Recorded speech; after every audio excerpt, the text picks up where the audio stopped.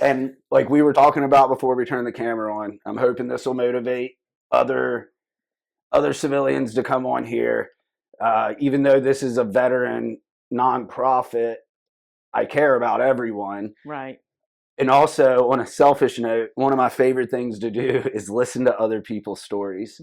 And I think people hear, former Army Ranger or whatever, and they see us on Facebook. They hear Eric's story. They see the Ryan Davis is my triple amputee buddy. Right. All of these guys, and all, once again, it's wild story after wild story. We're naming white sharks after our fallen brothers, that either. I love that. It's awesome, isn't it? And I think people see that and they're like, oh, well, that's what they do and that's it. And me personally, I want to hear everybody's story.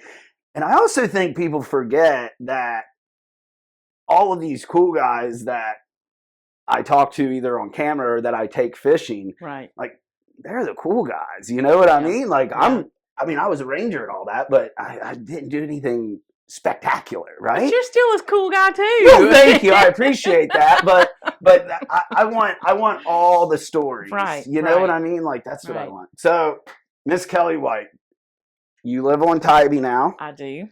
Where did you start? I'm from Covington, Georgia. Okay. That's where I lived my entire life.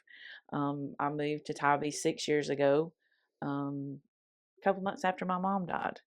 But I grew up coming to Tybee, so I don't know, everything worked out for me to be there. Like the place to live, a job, everything.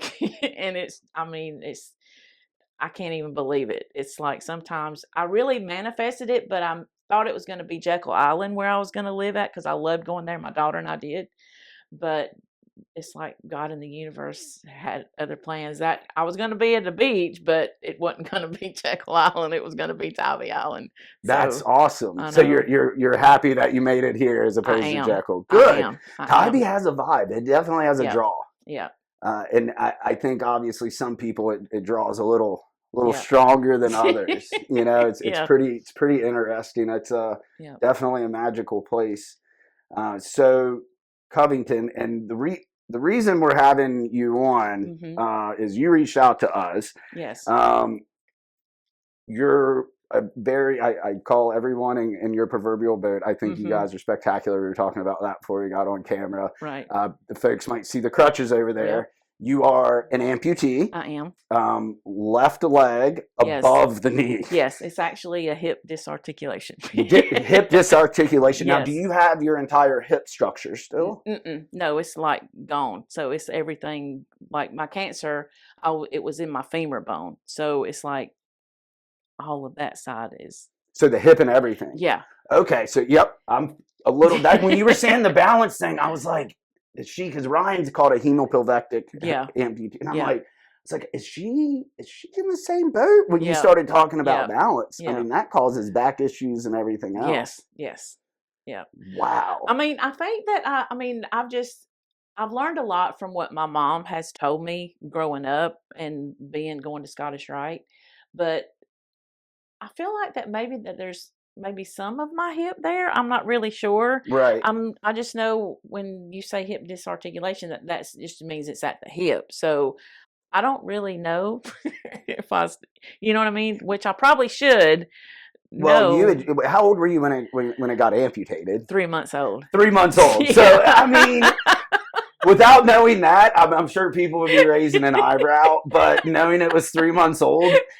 You know, and you were sharing something interesting with me that you were saying that, you don't know what it's like to have two legs. Mm-hmm. So I don't think it's weird at all that you're not 100% sure how much of your hips there. Thank you. I don't think that's weird.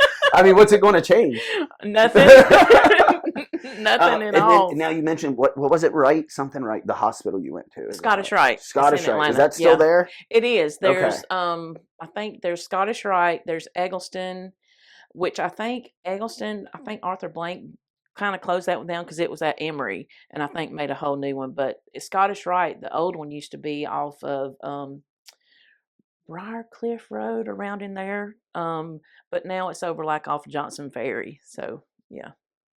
Okay. No. So I'm just sitting here like 3 months old. Yeah. So Holy cow. Yeah, it was whenever I was born, my mama said that my left leg was like, they said it was hot to the touch, and that I would cry every time that they would touch it or whatever. You know what I mean?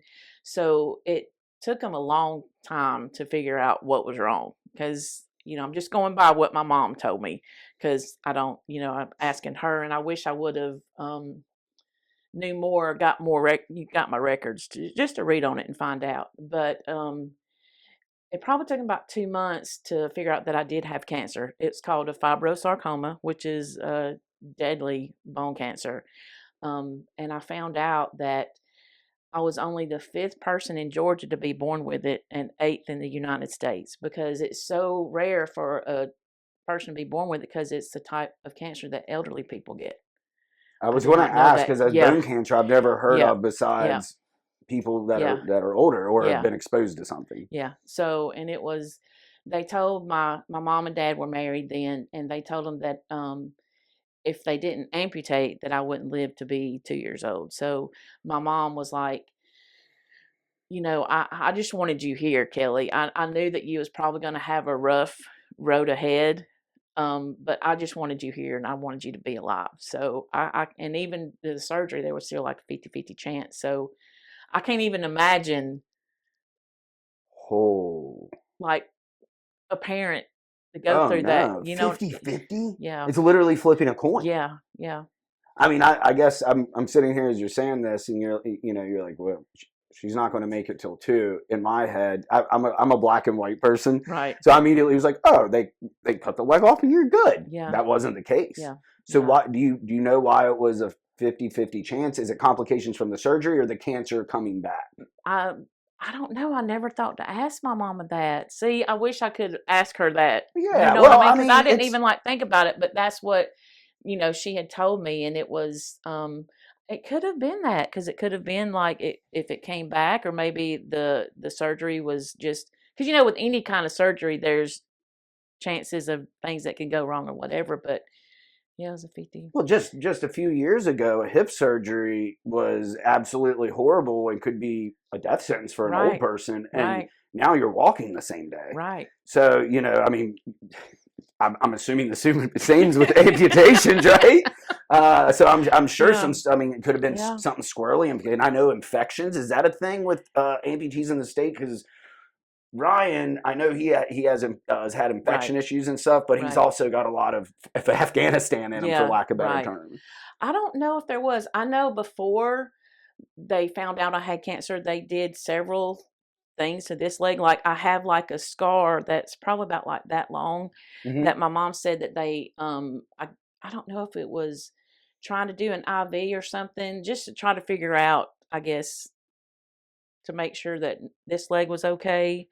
But I also have it's funny, because when I bend my leg a certain way, there's like kind of a dimple.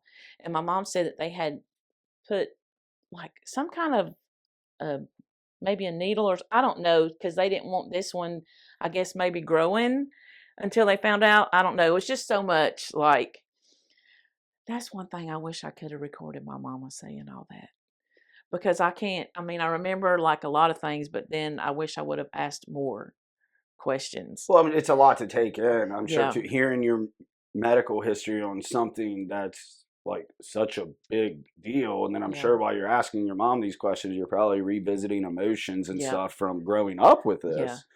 I mean, I'm just I don't have kids. Right. I got what I call my grandkids, not Right. biological, but and then nephews. Right. But I mean, I'm thinking about seeing them crawl, and then when you're like helping them walk, right? Like, I don't have a kid, but when I'm around a child that's learning to walk, it's pretty self-explanatory what to do. Right.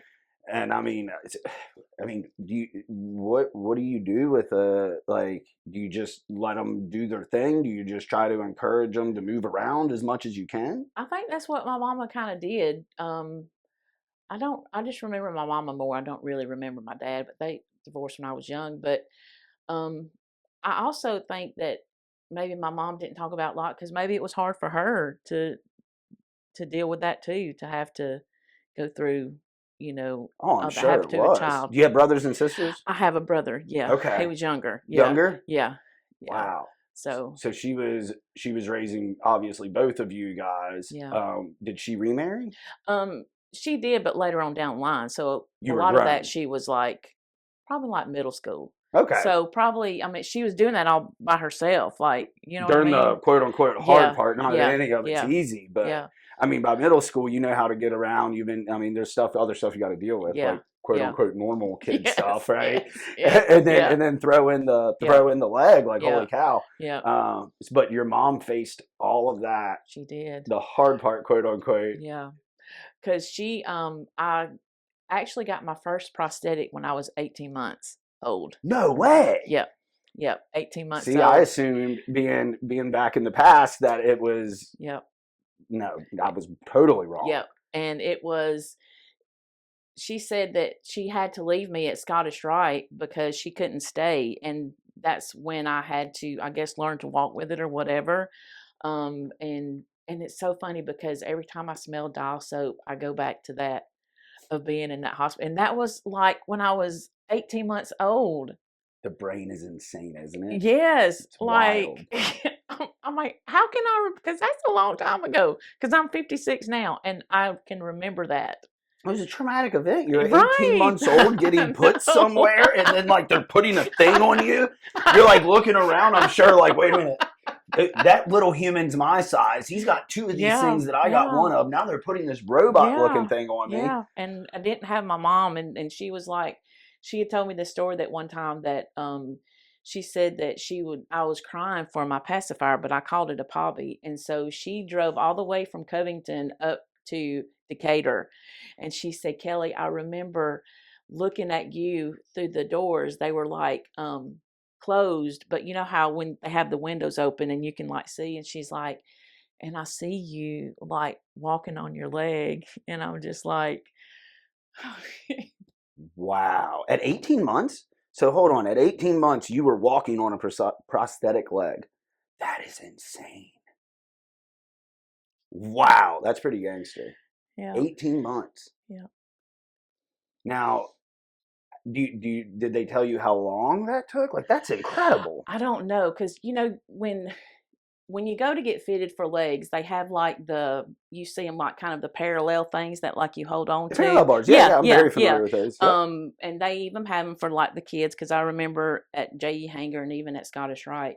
So I'm assuming that they had those. I don't really remember them at the hospital. That would make sense. Yeah. But I'm sure that that's how I started, and like with the balance, I don't know. I just, it would have been cool, like if back then they would have had that they could video it to see, so you could like see with your own eyes of how everything happened. Like I know my mama said what she saw with her eyes, and I wish I could see that, like what she saw. Yeah, it's incredible just to Yeah. sit here and imagine an 18-month-old. I can't imagine what it's like for you Yeah. being the one that was 18-month-old walking with a prosthetic. Right. Wow. Wow. Now, kids outgrow clothes like nobody's business. Yeah. So I'm assuming it's the same with prosthetics. Yeah. Every year you go and get fitted for one. Every year. Every year. And see, because what happens if you outgrow it in that year? You just deal with it? Or did you run it? It was just like pretty much every year. But because of my amputation is the hip dysartic, I have to wear a bucket type, and the leg is attached to the bucket, because that's how it stays on. Because you know how if it's a little bit above the knee or below the knee, you have that stump to where you can just slide it on. Yep. So I had to wear like a bucket, and when they would make those, it's like how when they would make a cast, they would like actually cast you with the stuff that they'd make a cast if you broke your arm or broke your leg. You know what I mean? Yeah. So it was very uncomfortable. And I wore that up until it was first one when I was 18 months old. And it's like the bucket was kind of, I don't know that material that it's made out of. And then the leg part was really skinny, and it was probably kind of made out of that same material, but maybe a little bit tougher, or I don't know how to say that of what it is, but it just, you could tell, like, because my leg, this would be a little bit bigger than the other leg, you know what I mean? And so I I wore that until like middle school, and then I got a new one, and it was made out of metal, and they put foam around it so it would be more cosmetically pleasing. Mm-hmm. So it kind of made me look like both legs were the same, and I didn't really like that. That was hard to get used to walking, because those legs, when you would put your pressure on it, they wouldn't bend, but when you take your pressure off, they would. So yeah, it was. Yeah, that could get. Yeah. So I fell at school when I was in 8th grade, and I never wore it again because I've been on crutches since like I was in 7th grade. So Really? I've been using crutches for a long time. Yeah. Wow. Yeah. And so you just, I mean, you're really handy with the crutches. I was watching you apologize coming out the steps, and I was about to apologize. He's like, hey, I'm not staring. I think I told you it fascinates me. Like, I mean, I still hang out with Ryan all the time, man. And when I see him just scoot around and do his thing, I'm Right. just like, I love watching him do stuff with one hand. It's fascinating to me. And watching you come up to the steps on the crutches, and you're just no hesitation, everything's smooth, and you're just doot doot doot. Right. It's like, holy cow! I like ask you if you can get up into this chair, and you're like, yeah. I'm like, okay, I'm tired. I just wanted to make sure. I know, but I appreciate you asking, because we figure out a way. Everybody figures out a way. It may not be like a normal way of what you would think it would be, but it doesn't mean it's not useful. Just because it's different, it's still the same, leading to the same thing at the end. You know what I mean? Yeah, and that's amputees in general to me are like the definition of human resilience. It absolutely. I mean, it just, I can't say it enough times. It amazes me. I mean, it just makes me like scratch my head. Like I don't know how you guys do it, but I absolutely love it. It's hard. Oh, I can't. I mean, when I say I can't imagine, like and I say that the hard part to me is growing up being bullied and being seen as different and being made fun of. Like, that's the really hard. I was getting ready to ask about that. Hard part. What's your earliest memory of what's your earliest memory age-wise of when the bullying started? In elementary school. Really? Like early? Yeah. Yeah. I mean, it was, and I had friends that would like take up for me and stuff like that. Like, and I never forget this one time. I don't remember which grade it was, but you know how we used to have the field day back in the day. Yeah. And it was like so fun. And I was like, I wanted to be like the anchor, you know what I'm saying? And I didn't do good. And I remember the teacher got so frustrated with me, and that was really hard. You know what I'm saying? Did. Yes. Yeah. Yeah, that's not cool. I know. That's not cool. It was, and then I remember like people like at school looking up under the bathroom doors because how my leg is. If I wore pants, I'd have to take my pants off, and I'd have to unbuckle my leg and get out of it and it's like people would look up under the doors. It's been hell. Yeah, that's brutal. But I'm not even gonna lie. It's kind of still hell now. Like, you get discriminated against because people see you one leg and they automatically assume that you're just like can't do anything or what. I mean, it's, oh my gosh. Really? Yeah. So even still, you don't. So when you do you feel like you said that they just assume you can't do anything? Mm-hmm. So do you feel like you get excluded from things? Oh yeah. When somebody can simply just say, hey, can you do this? Mm-hmm. Just like I did on the phone with you. He's like, yeah, we got like 5-6 steps. Are you good with that? Yeah. Blah, blah, blah. Yeah. So people don't typically ask? No, it's just. Really? That's weird to me. I know. It's just. I know I'm kind of jumping from being bullied and all that to like middle school and high school. But this goes hand in hand. It's just, you would think that as you get older that people realize things. You know what I'm saying? And they understand it, and or show more empathy, but they don't. It's like of like jobs, different things. You have no idea. No, and it's like, I'm like, how can this even still be happening? Like, really? Well, and I think that's I think it's a testament because you're like really, I'm like really. I think it's a Mm-hmm. testament that we had good mothers. Right. Right. I don't think everybody was raised well. Like during my healing journey, I've always been an empath. I've Mm-hmm. always had sympathy for people and stuff. Um, it's getting greater. Right. And you know, people that used to be really mean. Now, if I see somebody like picking on someone or Right. something like that, no Right. matter how much peace I find, I'll still Right. slap the shit out of somebody. Right. To be clear, don't like a bully. I'll fight any bully anytime, anywhere, on any kind of battlefield. Our local mayor included. Anyway, that being said, I think it's a lot of how people were raised and traumatic experiences they Mm-hmm. had. Yeah. They ignore them, bury them, may not even be fully aware of them, and then that makes you lash out. Right. A lot of the negative traits I didn't like about myself, I have found have been caused by childhood, and that's not pointing a blame. It's your Right. responsibility to fix it. Right. But it breaks my heart that something. Right.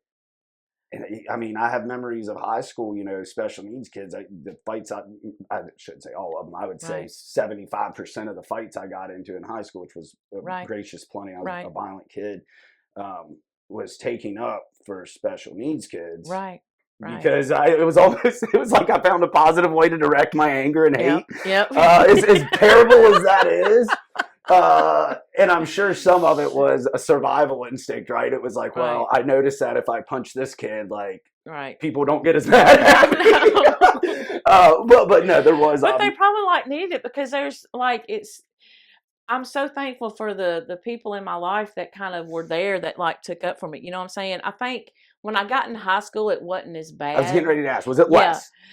Yes, I think so. But I went to a big high school. Like it was so crazy.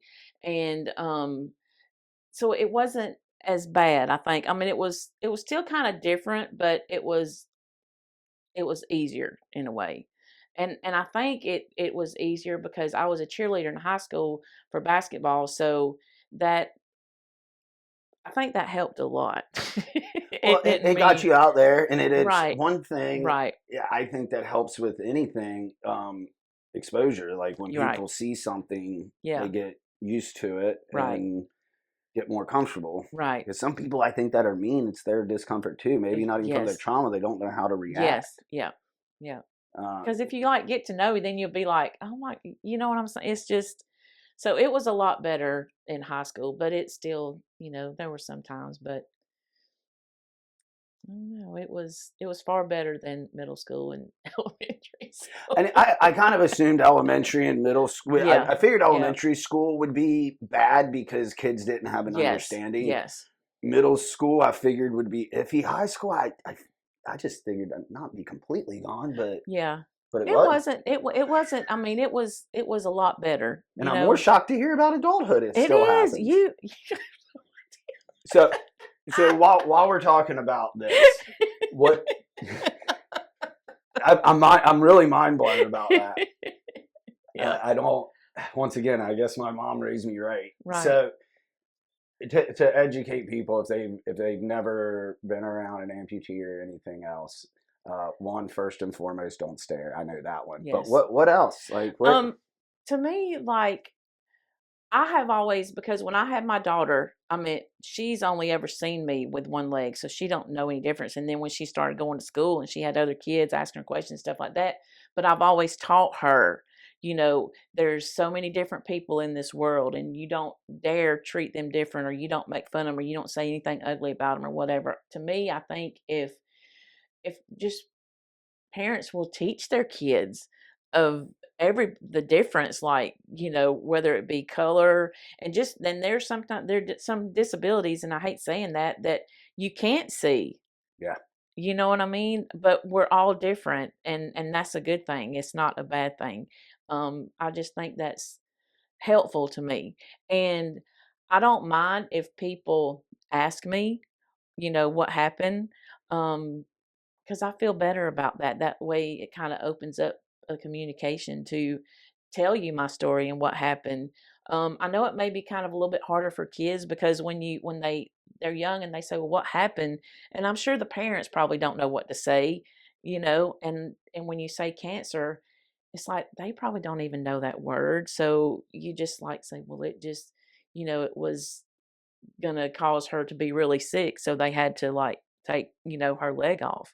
But I would like people to ask, you know what I mean, and start up a conversation and know that yes, this is how I am, but I'm not any different than you. Right. Yeah. you And know? I think conversations could, I mean, on big picture things, we're so divided on things Mhm. in life right now. Like, and it's somehow, which I think we all know why, mass media, cell phones, all the things, Right. but it has somehow gotten to a point to where if we don't agree, people don't agree on everything and look Right. like each other and dress like each other. It's like they have to Exactly. hate each other. Yes. And that is absolutely insane. Yeah. You and I were talking before you came in here, and I was talking about Bill Maher, I think is how you say his name. And I was like, Mhm. oh, it's my favorite guy on the Right. left. And then I have like a favorite guy on the right. And then I've got friends that are so far this way. Well, I should say acquaintances, because when they get too far Right. either side, I can't. Yeah. It's a lot. It's Yeah. intense. Yeah. But I think conversations like you're talking about can bring everybody back together. Like we Exactly. don't have to we don't have to agree on everything. So parents educating, people asking you, Yes. having lines for communication. I think those are things that we can actually live by. Like everybody can live by with everything, not Yeah. just dealing with somebody with visible visible limitations. Right. Uh, so I have a so the bullying was how did you okay, so when you're in elementary and middle school, I was bullied as a younger kid, elementary and middle school, a little bit, nothing insane. Right. So I can't imagine Mhm. being and men and women are different, girls and boys are different, so I can't Yeah. imagine being a young girl Yeah.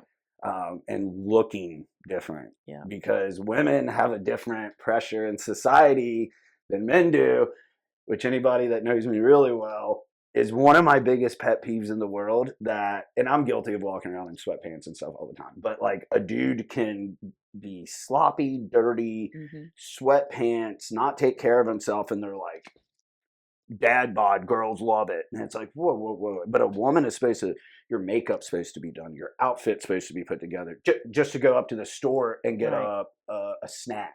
Right. Like, get out of town, man. I know. Get out of town. Yeah. Fellas, put a little bit of effort forth. It Yeah. won't kill you. Yeah. It won't kill you.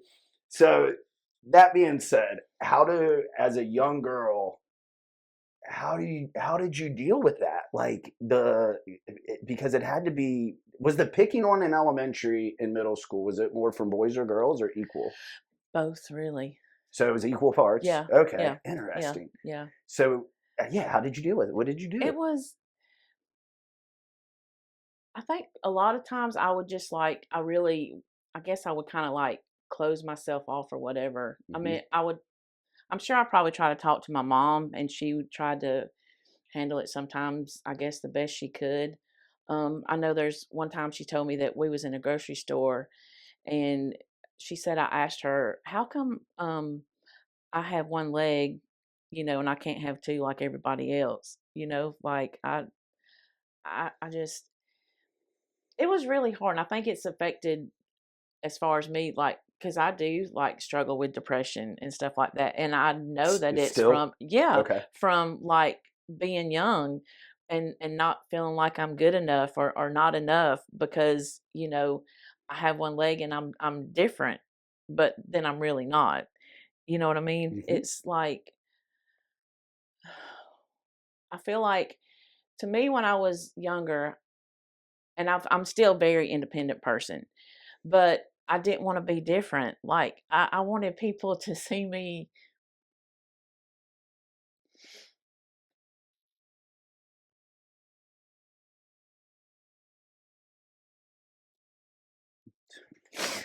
So Oh, don't be sorry. Yeah, give me a hug. I just like wanted I wanted to be normal, I wanted to be like that girl that had two legs and two arms and was pretty and you know, could have any boy that she want. You know what I mean? Like I wanted that. Which is very understandable. I didn't want to be. I didn't want to be different. I wanted to be like everybody else, and so I thought that She's okay, buddy. So sweet. That's what he does. But I wanted to fit in. Like I just wanted to fit in, and I tried. It's like I just bent over backwards to try to fit in, even though I really couldn't, because you know what I mean. But I became very independent, and I didn't. I know this is so terrible to say, but like whenever I only seen people like me, or when I would go to Scottish Rite, because I would see people there that was amputee. Either they had one leg gone, or both of their legs gone, or one arm gone, or both of them just like kind of the little like stubs that look like hands or whatever. But I didn't.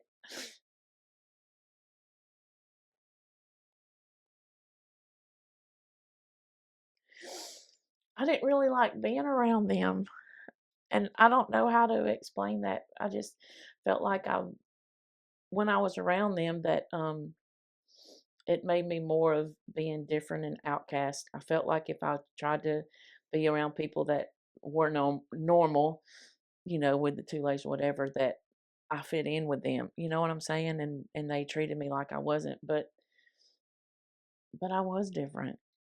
And there's nothing wrong with that. Like you said. No. I mean, I'm 56 years old, but it took me a long time to realize that I'm okay how I am. Yeah, you're amazing. I'm okay how I am. It sounds like you. This is just me from what you just told me. It sounds like you internalized everything when you were a kid.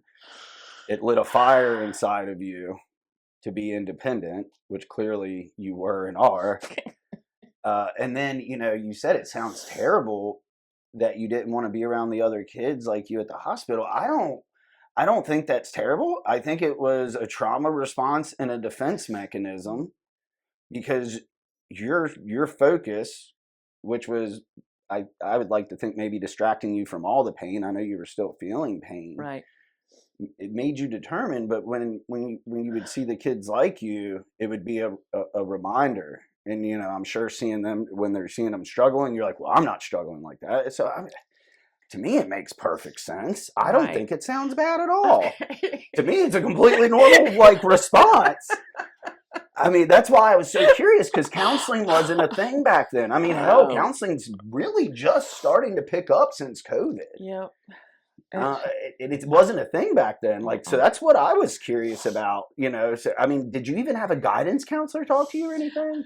I mean, sometimes, more times it was the secretary, because my mom did her hair, so she was like close to me. Yeah, so she always looked out for me, and to made sure I was okay or whatever. That was in elementary school, but I don't remember having like guidance counselors in elementary school. Maybe middle school, but definitely in high school, because they had them in high school, and we would talk and stuff like that. But and I think that drove me to be more independent, because to me, when I was independent and doing things for myself, to me that didn't make me different, because I'm like, you know what, I can do this too. You know what I mean? I can do it. But and it's like people would all the time say, well, can I help you do this, or can I do, and I would say no. I'm like, I got it, but I wouldn't be mean. You know what I'm saying? Yeah. And I had this one lady told me, and it was so eye-opening, and I didn't see it that way. And she was very loving when she said it, because I think she asked me if she could help. And I'm like, no, thank you, I got it. She's like, well, honey, you might want to let people help you, because you could be robbing them of their blessing. Oh, wow. So that, and I've gotten a lot better. I mean, I'm still like, I'm just so used to that thing of because it's like, when people ask you, sometimes you think, well, are they just having pity for me, or do they really want to help? Because I don't want your pity. I don't want nobody's pity, I would like to think if they're verbally offering help that they are. And that being said, as somebody that used to never accept help for anything, Right. I can completely relate to that. I know me personally, me turning away help and thinking it was from like, oh, you think I can't do it?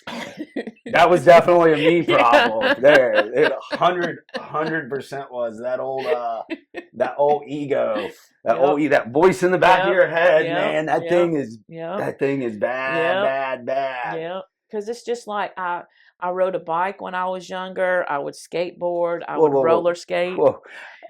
Hold on, I can see roller skating. I can see skateboarding. Mm-hmm. With a very determined person. Yeah, that's an amputee. Bicycle. Mm-hmm. How? I know this like is a regular, like not adapted. No. Look, and people ask me, and I would tell them, I'm like, I do it just like you do, except I have one leg, and but sometimes, how when the chain and the thing that turns the pedals, sometimes they can be kind of like really hard to push over, like, you know what I'm saying? So when that would happen, I would like take my foot and just move the pedal back up so I can do it. So So you were pedaling with the one you were just chilling with your prosthetic, or didn't you have it on? No, because see, look, when I was in elementary school, I would come home and take my leg off, and I would just like hop around doing everything, riding a bike, skateboard or skate. That's how. Yeah, I didn't even start. I would never use crutches. I would always, when I got home from school, take my leg off. That would be like the first thing, and I was like hopping everywhere. Really? Yep.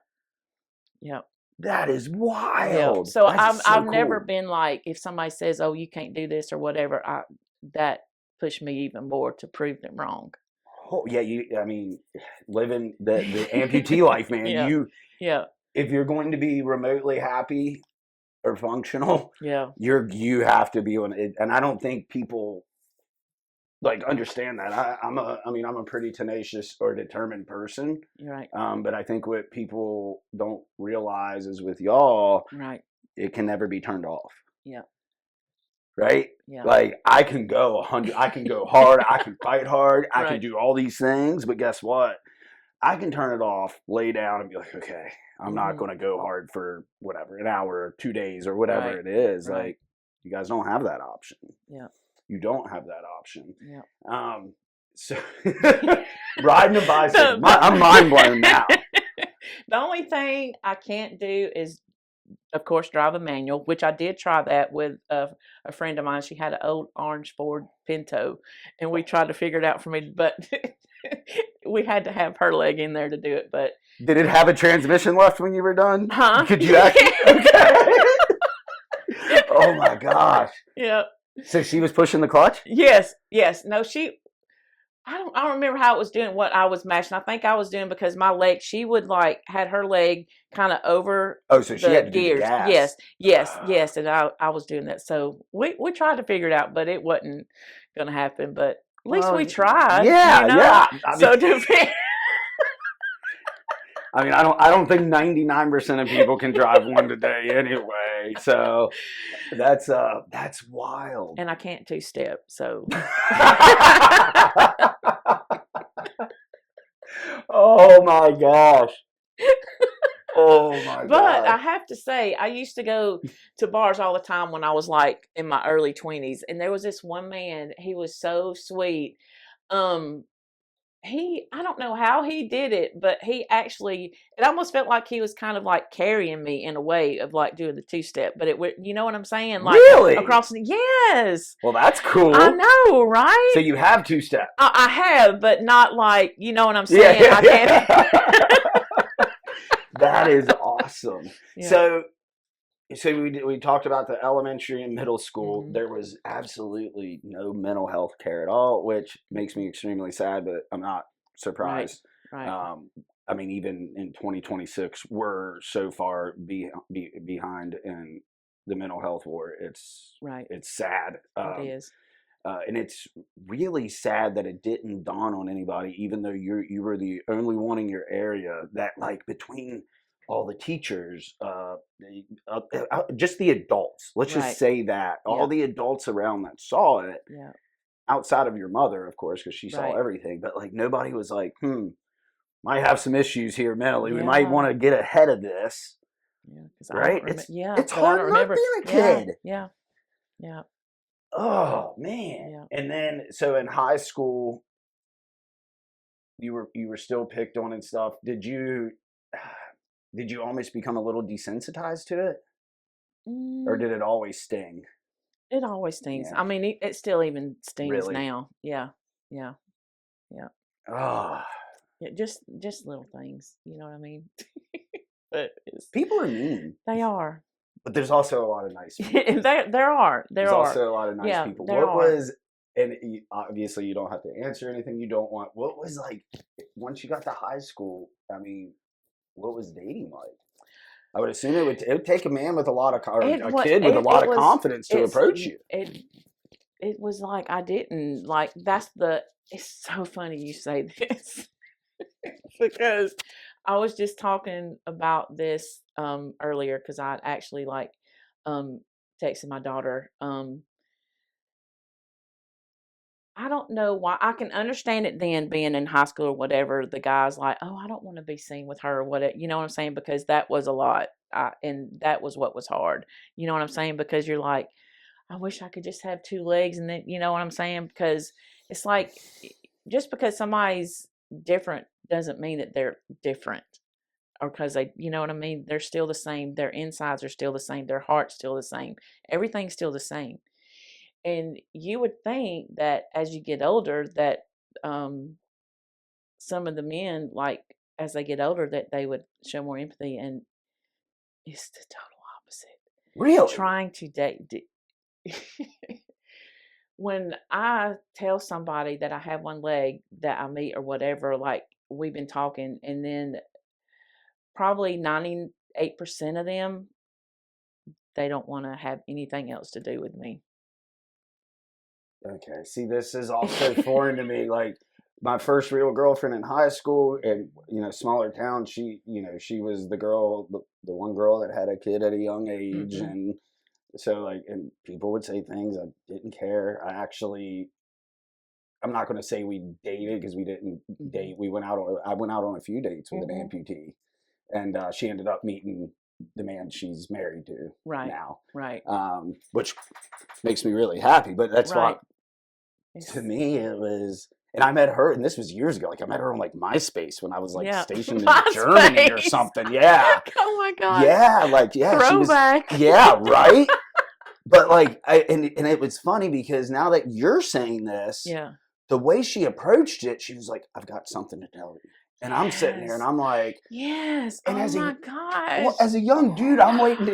This is terrible, but I'm waiting to hear like, I know. "I've got AIDS," Right. or Or some something. STD or Right. something like Right. Right. I'm like, oh Right. man, like Right. what is she going to tell me? And she's Right. like, well, I'm missing my leg below the knee, and it was either right above the knee, but I think it was below Right. the knee. And I was like, that's it.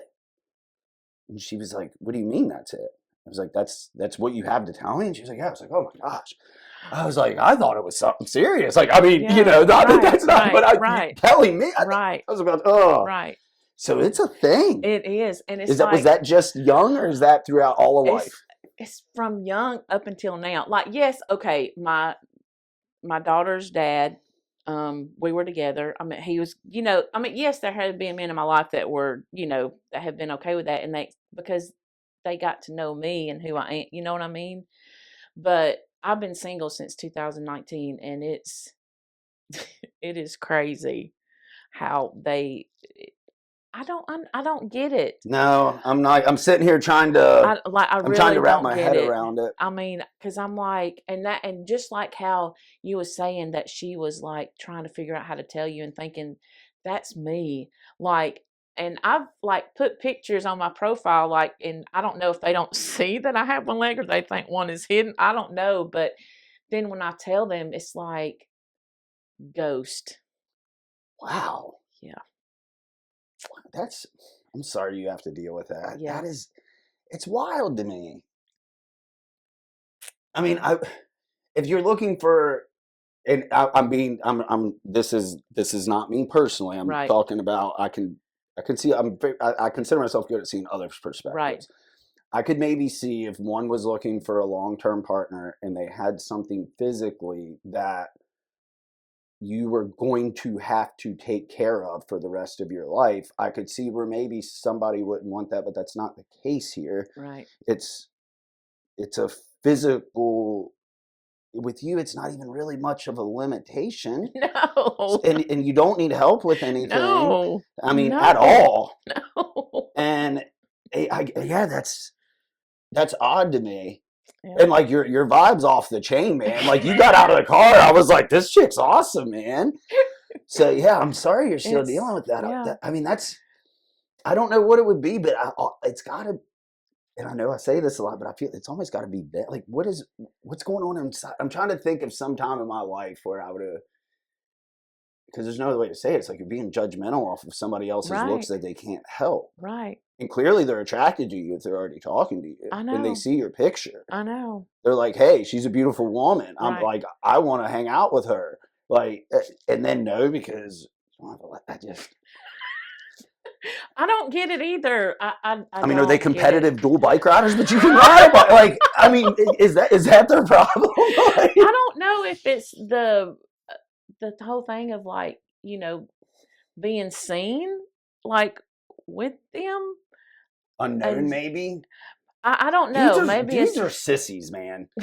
I'm sorry. I hate to hate on my fellow males, but my gosh, they're like, I was very, not isolated growing up. It was a small town, like I said. My mother is, and my biological dad was as well, but my mom was the one that predominantly raised me, obviously. And I mean, you had to be tough. Right. Like you were tough, you were kind. But I mean, it was get up when you fall. Mm-hmm. Don't cry. It doesn't hurt that bad. Shoulders back, chest out. Never judge anybody. Mm-hmm. Take care of those who can't take care of themselves. So to me, it's all of that's very, what it's kind of the epitome of being a man. I know. And I would think especially once you break 40, especially once you break 50, I figure they wouldn't care. I wouldn't. I mean, I have a girlfriend now, but if I was like looking for a girlfriend, which if I didn't have this one, I definitely would not be. Like I would never say never, but I'd be hard pressed to date a woman under 50. Right. I guess that's why I'm so shocked, because it's like men, I would just think once they hit 50, because people have asked me like, why do you, I mean, my girl, I just kind of met her and things took off. Right.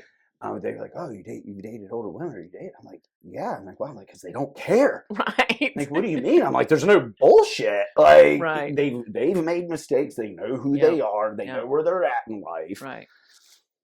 Perfect. Right. You know? And I guess I just very wrongly assumed that there would be a decent amount of men like that. And that's, to me, that's crazy that there's not. And that's what I guess is because of going from like high school even up until now.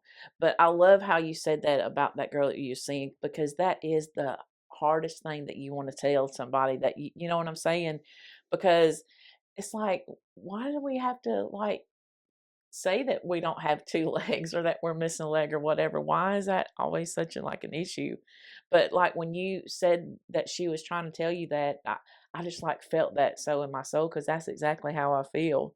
Oh, you know what I mean? Well, and I want to, you know, I back then, I told her something along the lines of, you know, what, you should never worry about that. Blah, blah, blah. Right. Well, now that however many years later, I mean, I was in my 20s then, so we're almost 20 years later. Right. That I'm sitting here and I can't even say that to you because of the reaction you get. No wonder you get anxiety telling people. Yeah. Like that's getting reactions like that. Like I said, I can see it in high school.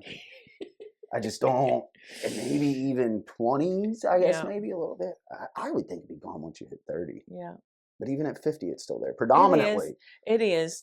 There's like, I mean, there's been a few that they're, you know, they're okay and they're good, because they get to know me. They're like, you are just really cool. You know you're awesome. So I don't, you know, give off a very calming and happy vibe. Yeah. Like, yeah, you got out of the car. I was like, cool, man. I was like, this is awesome. Like, this is going to flow beautifully. So, and then obviously you have a daughter. You were married. Yeah. You were telling me, I think we have a similar sense of humor, I think, because it's terrible that it happened to him, but you got to see some kind of humor in it. you were telling me a story that so your husband had both legs. Yes, he did. So when you guys were married, yes, he was both legs. Yep. He married you. You guys, you have a beautiful daughter. Yeah. And then, but what happened to him? He was in a motorcycle wreck and lost his, from the little bit above his ankle immediately at the scene. And then it had to be that they had to go up. So he's at the knee. I mean, I think it's like right there at his knee. It might be just below it, but yeah, on this right leg. So we're missing like the opposite leg. So and we, both of us do have like a sense of humor about it. Like all three of us do. Like he does, our daughter does, and I do. And it's like, she's like, Mama, it's crazy that both of my parents are amputees. And she's like, when I tell them like stories, like, well, it would almost, it wouldn't have the ring to it if you guys would have met as amputees, right? yes. Oh my goodness. How long were you guys married when that happened? We have been divorced. We got divorced in 2013 and it happened in 2021. Okay. Yeah. Wow. Yeah. So, and then I think you had said this out loud because it's in my head. Yeah. I don't think I formed this thought on my own. It helped him seeing you. I feel like it did. I don't see how it wouldn't have. Yeah, I don't think he ever really said anything, unless maybe him talking to our daughter, when she'd go and visit and stuff. But I just feel like maybe that it did help him to deal with it. Because, I mean, I'm sure it was hard, losing your leg after you've had two for so long, Yeah. And then it was also hard on our daughter because that's all she's ever known is seeing her dad with like two legs, so it was a whole like different thing for her, kind of a loss in a sense for her, you know what I mean? But it's just really you gotta chuckle at it. You do. And I'm glad you guys all can. We do. You gotta have a sense of humor. You do, and I think that's what's helped because I've always had a sense of humor about it. I mean, look, this is so funny because my daughter, if she's with me and people ask what happened to my leg, she will tell them that it was a shark. That is awesome. That is awesome. We need to get AI to get one of our sharks like with the mouth open shot and put you in it. We need to find a still shot. Actually, we got the biggest one we've ever tagged. We got some awesome shots with its mouth open. Really? Yeah. We need to play with that. Yeah, it is so funny because she uses that a lot. And then people have also asked me if I was a veteran, if I lost it that way. And then sometimes, this is another funny one. My daughter, if they ask where I work or whatever, she'll tell them I work at IHOP. So. Oh my gosh. I was not ready for that. How old is she now? She's 25. Oh my gosh. Now, this just popped in my head. Did she ever have, did you ever see any embarrassment or anything of her growing up? Of my mom's got one leg, or she never? I think when she was early, probably in like elementary school and like pre-K, kind of like stuff like that, when I would come in and kids would see me, I think they would ask her questions and stuff like that. But she never really tell me a lot, so I don't know, maybe if she just didn't want to say, you know what I mean? But then when she got to middle school and high school, it's like we lived in a small town in Social Circle, which is right outside of Covington. So we kind of, everybody knew everybody. It was a small town, so everybody was like cool with it, and nothing was ever, you know what I mean? So yeah, the way it's supposed to be. Yeah, because some of the kids that she went to school with, her parents, their parents and I went to school together. So you know what I mean? It was okay. So it wasn't so bad. You know what I mean? So she didn't have it. She didn't have it like you did. Thank God. Yes. Gosh, yes. Darn. Yes. I'm still. Yes. My heart just. Yeah. My heart hurts, man. Yeah, like, I know. That's man. Yeah. Yeah. Just I think it's more that like it just never went away, man. Just people, man. Yeah. And it's just I don't know why it still happens. I honestly think that it's if the parents would just talk to their kids and just tell them, you know what I mean? As they're growing up, you're going to see people that are different or whatever, and we still love them. We don't treat them any different. You know what I mean? That's how I feel. I mean, I could be wrong, but Well, no, I think you're 100% right. I think empathy can be taught, mhm, right? mhm, Obviously, there's some people that are born with that missing, and yeah, that's a whole different thing. right, But empathy can be taught, and I think it's something that's not taught now. And if we look at, and I'm not even talking about the United States, I'm talking about the literal world. mhm, If you just look at everything in the world right now, I would say, once again, I don't have kids. I am not trying to be that guy saying right, how to raise kids or whatever. But I think everybody can agree as time's gone on, the world's gotten worse. mhm, Uh, to me, common sense dictates the responsibility falls on one place. I mean, I think parents are failing. I hate to say that, and I'm not going to say numbers or anything right, else. We live in right, a pretty cool place. right, Most people are really nice around here, especially on the islands. right, Uh, but that being said, if you once again, man, it's almost like if you look at the scoreboard, right? And as the world as a whole, man, it's not as nice as it used to be. no, And man, it's getting worse quick. And no, and I, I don't like to say I blame the parents. It's a whole lot of different right, things. But as far as empathy and stuff goes, like the way people are treated, the way the violent acts that you're seeing from younger and younger kids, and it's not yes, even in the poor sector anymore. Like, yes, yeah, I hate to say it, and I once again, I was a little violent as a kid, and there was that at home and stuff. But it's almost, and it's not good, but it's almost common in with poor folk, right? right, Lesser economics, there's more violence, there's less this. But now you're seeing these, like, that those people that were protesting each other or whatever up in New York, and those two kids threw like these homemade IEDs that didn't go off, thank God. right, Both of them are from well-to-do, like very well-to-do families.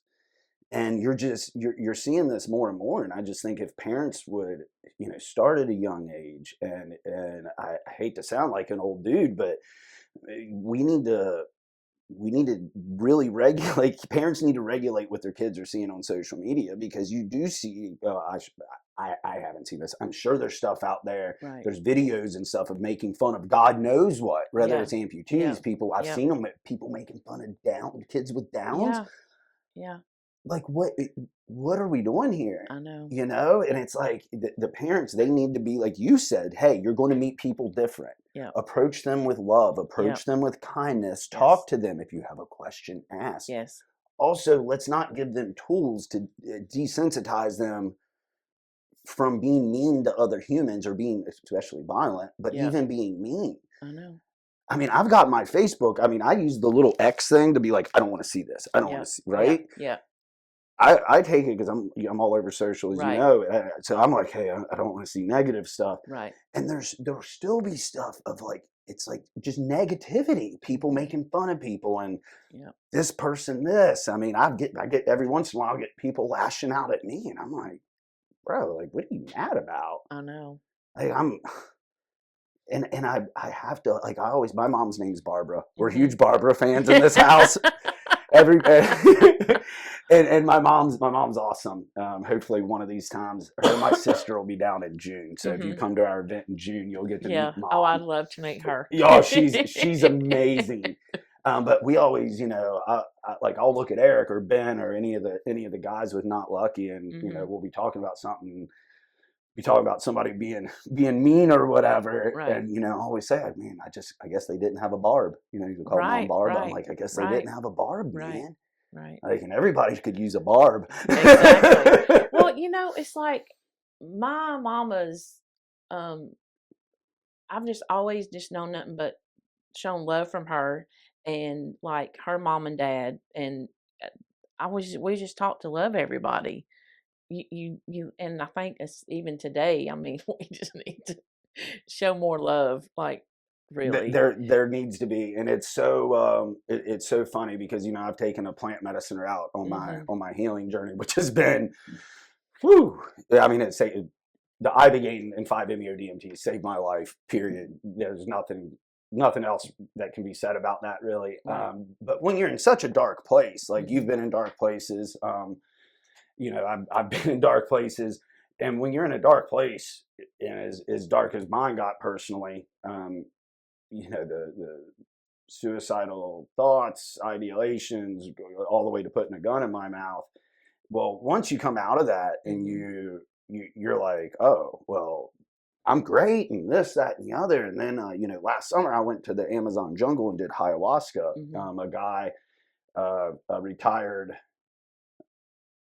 I don't want to say too much about it because he likes to be anonymous. Right. A retired guy from the NSA, Right. a high-ranking dude. Actually, we've actually never met in person. Mm-hmm. We got put together by a mutual friend in the psychedelic community. Mm-hmm. And he sponsored my trip down there without ever meeting me. That's so freaking awesome. Well, he had tried to turn me on to ayahuasca. And I was like, dude, I'd done Ibogaine a couple times, done 5-MeO-DMT a lot of times. And I was like, dude, I'm just not feeling it. All truth be told, I had met a lot of veterans that had done a couple rounds of like 1 to 3 rounds, we'll say, of ayahuasca. And they were still like really high strung. They said they felt better, but they were still giving off that very intense vibe. Right. It was kind of, they weren't off-putting as people, but that, to me, that medicine, it kind of made the medicine off-putting to me, because I was like, man, I was blaming the medicine. Right. And this guy was like, no, they messed up because they do 1 to 3. He was like, you need to go for 2 weeks. You need to do it 8 times, and you need to do 4 rounds of 5-MeO-DMT while you're there. I'm like, whoa. Like, well, bro, I can't afford all that. And he's like, I'll send you. I'm like, wow, okay. I go down there, and I say all this because that's where we're talking about love. Right. Like I said, I've always been sympathetic, empathetic, emotional, loving, the whole thing. I didn't realize I didn't love myself until this past summer.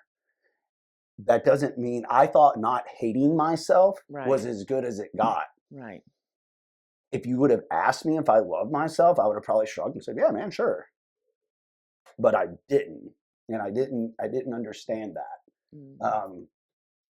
Not that you need ayahuasca to learn that. Some of us are tough learners, right? Like, I mean, I was raised, but my mom raised me in all the right ways. I think I was just really hard-headed, and the psychedelics kind of loosen all that up and get the neuroplasticity going. But that's where I learned that, and like, coming back from that trip to the Amazon, no pun intended, it was, I've noticed not only the love for myself, but people, that the things that used to make me mad about people, even if I wouldn't stay mad, but it doesn't make me mad anymore, I genuinely feel sorry for them. And I used to pray for people that I didn't care for, or that were mean to me, or did wrong to my organization, or whatever it may be. Right. But I was pretty pissed off when I'd be praying. Do you see what I'm saying? It'd be like, basically I was doing it because it was the right thing to do. Right. Does that make sense? Yes. I didn't mean it. I thought I meant it, but I didn't mean it. Yeah. Now I have it. Now I still get irritated. I still get aggravated. I still get pissed off sometimes. But it passes, and then the person that quote unquote causes it, but the person's actions that made me react a certain way, I do, like, I forgive them immediately, and I pray for them and want them to do better and be better. And I wish everybody was like that. If we just approached things with love and understanding and an open mind, everything would be so much better. Everything. Exactly. And I think people forget as well, on a broader scale, like, we don't have, when we're talking, just because you listen to somebody and accept them for what they're saying and respect them, that doesn't mean you have to agree with them. Exactly. Right? It's so crazy. And then, like, that's big picture. Bring it down to you and folks similar to you, right? We don't have to sit back and, like, look from a distance and then all of a sudden just try to form our own. If you have, ask, like you said, simply ask, open up those lines of communication. Yeah. It's sad that we've lost that, but I think we can get back to it. I think so too. I really do. Do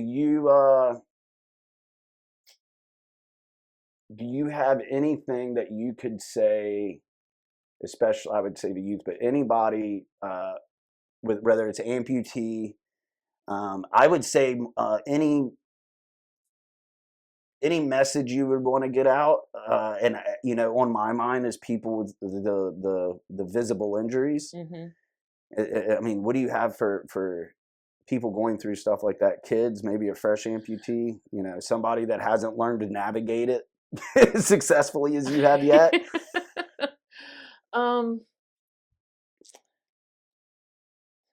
Nobody's ever really asked me that before. I think that just being there, and because sometimes, like, yes, I think if giving advice or trying to help them, you know what I'm saying, they can see it, but I think more often that they just need somebody that can listen to them and what they're going through, because it's still going to be totally different than something that you went through, as far as like amputee or whatever, because we're all different. But I think that there was like something that I wrote down that is so, oh my gosh, sorry. Don't be sorry at all. I love that you took notes.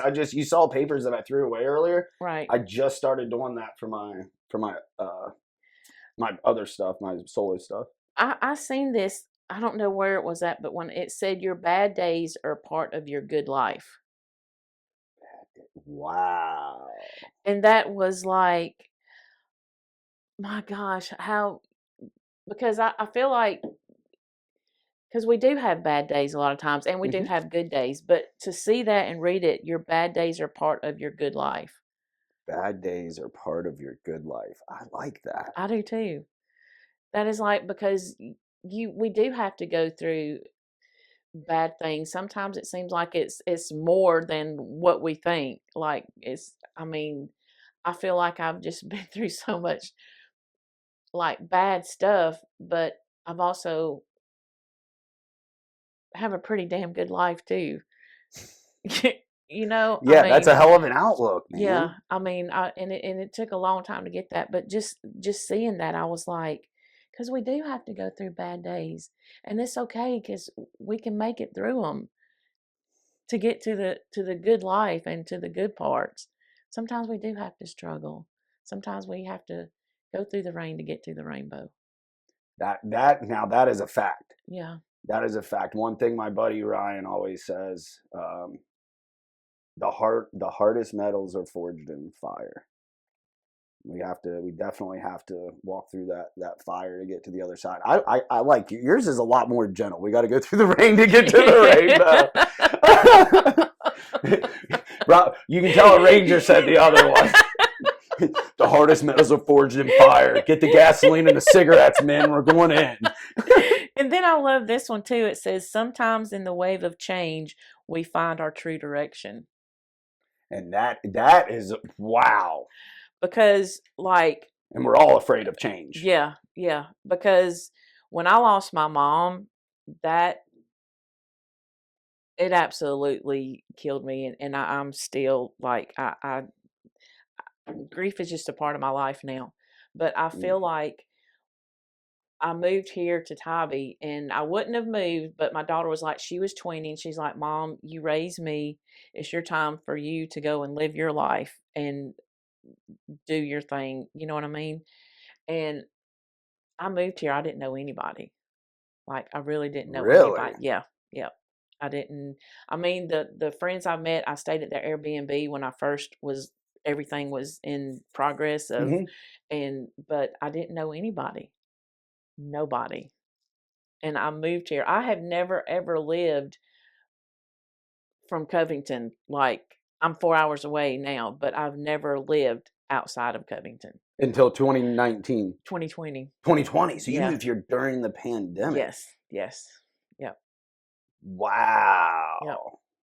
That had to and have I feel like challenges. that saying about the direction, like, it was it was crazy because I hated leaving my daughter, but it's like that change. It's like been so hard, but it's also been like healing for me. Like I've seen so many things and met so many wonderful people, and I live on the marsh side of Tybee, and it's just, I mean, yeah, I still struggle with things, um, and but I was like, oh my gosh, I feel like I'm really like living That now. is awesome.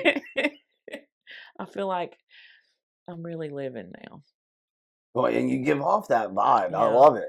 But I mean, I do still struggle. I ain't gonna lie. I mean, it's just, you know what I'm Well, saying, yeah, when you're at yeah. home and like by yourself and so many different things or whatever. But then I think about all the good things. I think about the the guy that I see on Victory and Skidaway that I met a couple of years ago. He has a twin, and I don't know if he's homeless or not, but I always talk to him. I give him money if I have it or food, but even sometimes when I don't have it, I just still speak to him because regardless, they just want to be know that they are seen. And he even like, I always like hug him and tell him I love him. He's like, thank you for seeing me, you know. And I would have never like, I just, I go do things by myself. I don't, I'm just so thankful. Like I really am. I'm really thankful. I've been through a lot of really hellish shit. I really have. Um, and I feel like there's still so much I've not said or whatever, but I'm Whatever you're willing to share, I want to hear it. I want to hear anything. I'm thankful that like that I'm here. You know what I mean? Like not too many people know this, but I struggle with postpartum depression after I had my daughter, and I did try to commit suicide. Did you really? I did. Wow. And it was really like stupid because you know, it was later they told me at the hospital when they had to go like to this thing for probably about a week. They was like, well, because I try to do it with like the cord of a hair dryer. You know what I'm saying? Like to the What? yeah, because I Oh my just grab goodness. something. You know what I mean? I Well, and just grab. that's so out of ordinary for a woman. Yeah, Usually women go the pill route. yeah. And Wow. but they was like, well, you would have probably like passed out before. You know what I'm saying? From I guess not getting air, like being strangled. You know what I'm saying? Hmm. So, but I heard my daughter crying, and that just kind of Wow. yeah. Now, and that was how do you? And I've heard that word Yeah. 10,000 Postpartum. postpartum. I always say Yeah. mortem, and that's Yeah. not even close. It's okay. Postpartum depression, Mhm. and is that now? I know what it is. Is Right. it what? Is that mainly a hormonal thing? The It is. hormonal imbalance It that is. causes that? Yes. Yes. Now, being raised around majority women, Yeah. um, that's one thing. You know, my mom had a hysterectomy when I was super Right. young, and my testosterone got like off the charts low, Mhm. literally, and I was a psychopath, and that was just one little hormone off. Right. So, Yeah. women go through It like is. It is. But you have to keep in mind too, because like I was still like I've battled with depression off and on because of everything that goes back of being made fun of and stuff like that, and you think you're not good, you childhood know? Yeah, trauma. yeah. So, but it was, and it's funny. I didn't. I've heard a lot of people, you know, talk about it of postpartum and different stuff like that. And it is a very real thing, and I think a lot of moms are maybe kind of don't want to say anything because there's such a stigma on mental illness anyway. But then when it's like a new mom, you know what I mean, and they're afraid to say anything because they think that, you know, they can't take care of their child. But um, when I lost my son in 2003, I was pregnant and I went straight into menopause, and I read so much about menopause and how it affects everything in your system, in your whole body, and it can even make you think you're going crazy. And it opened my eyes to seeing that sometimes you may think a woman is like crazy or whatever, but her hormones like being out of whack is like, you know what I mean? Like It'll it's make you it crazy. will. It will. I mean, I had no. It's apples and oranges, but I had Yes. no impulse control. Yeah. Uh, I anger issues. Yeah. Uh, energy. Yeah. It was up and down nonstop. Yeah. My girlfriend actually was like, she's like, have you ever talked to a counselor about being bipolar? That's how bad it was. Right. And I remembered you had talked about your son. I didn't know whether to bring that up or not. Yeah. But we're here. Yeah. It's brought up. Yeah. So that was after your daughter. Yeah. Yeah. It was ectopic pregnancy. What is that? Where you're pregnant in the tubes. Oh, okay. Yep. Yeah. Yep. Yeah. Okay. And see, that was crazy too. There has been so many, like, I know that I have a reason to be here because I feel like there's so many times in my life that things have been like, you know, when I should have probably died, I didn't. You know what I mean? Death's been catcalling you since you came out of the womb, darling. Yeah.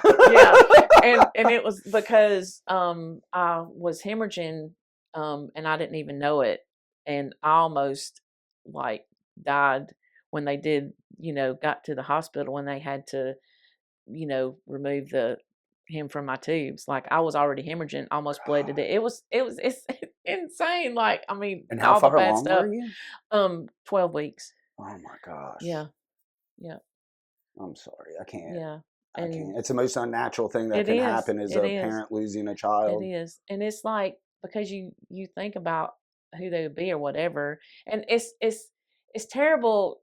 I think whether you lose a child if you're pregnant or even after you've had them or whatever, I mean, some may think it's different, but you still lose a child, so. I don't think there's any different at all. I mean, we can't, as men, we can't understand what it's like to have a life inside of us. Right.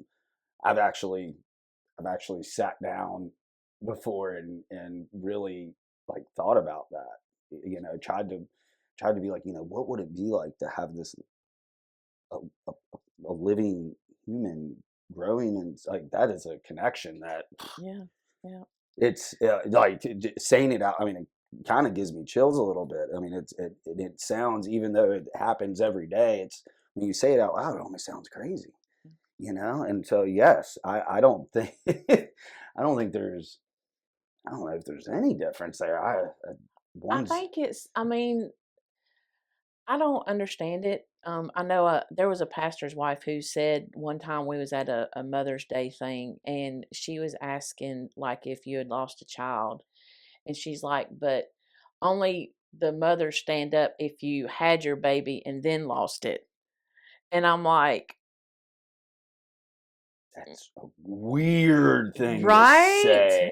Right? Because if you still have a child, whether you was pregnant and lost it that way and not, that was ick. Yes.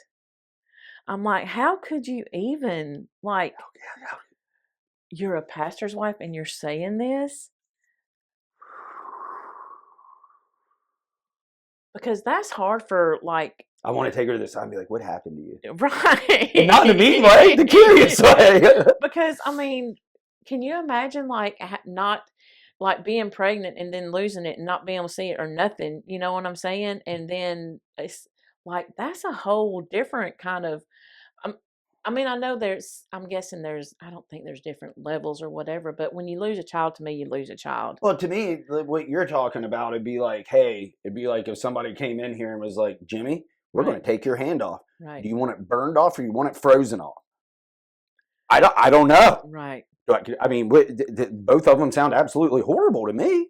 Yeah. And I'm out of hand. And that you're talking about not just an extension, you're talking about another life. Yeah, that's a weird thing to say. So your daughter would have been born like 2001-ish? She was born 2000. 2000. Mm-hmm. And then this was 2003. So you had your daughter, postpartum depression. Mm-hmm. Yeah. And then roll right into losing a baby. Mm-hmm. Yeah. That is wild. Yeah. I have to ask, at this point, did you ever like go to counseling or anything? I tried, like, after I lost my son, because I went like straight into like menopause and I started getting panic attacks, which that's kind of a lot of when you read about it. So I went and seen somebody, but it was kind of like on a scale thing. But then it like, life like happened, and my daughter's dad, he became addicted to drugs. It was just so much stuff. Oh my gosh. So that was like kind of on the back burner. So I feel like I could talk to you forever, Keep Jimmy. going. Yeah, there's no time limit at all. I don't have anything to do. I don't have anywhere to be till Friday morning. It didn't become important. You know what I'm saying? I didn't think it. I mean, I know now that it was. Well, but no, it was, I'm not giving you that look yeah, at bad. That's just. Yeah. I hear this with mental health stuff so much, but people that are in the moment, and obviously I deal with 99.9% vets. I hear so much, well, I've got all of this going on. Right. Yeah. And most of it's not quite as intense as you're all this. And I'm always like, and it's so, because you know what? I did the same thing. Yeah. I did the same thing. And you put it away and you stuff it inside. And then a lot of people, instead of, dealing with it and trying to find love and all of that, they try to fill the empty inside with shit on the outside. And then if they don't get addicted to something, whether it's, and I'm a Christian, obviously, but you can get addicted to religion. Yeah. Whether it's religion, whether it's they get in a negative relationship because they're trying to fill this emptiness, distract themselves from their trauma, and then next thing you know, I see this a lot in the nonprofit world. And that's how before I even started my healing journey, like I wanted to help people because it made me feel good, which is not why you're supposed to help people. So I can understand how that would happen, especially having a young child and dealing with addiction with a spouse. I'm assuming he's good now.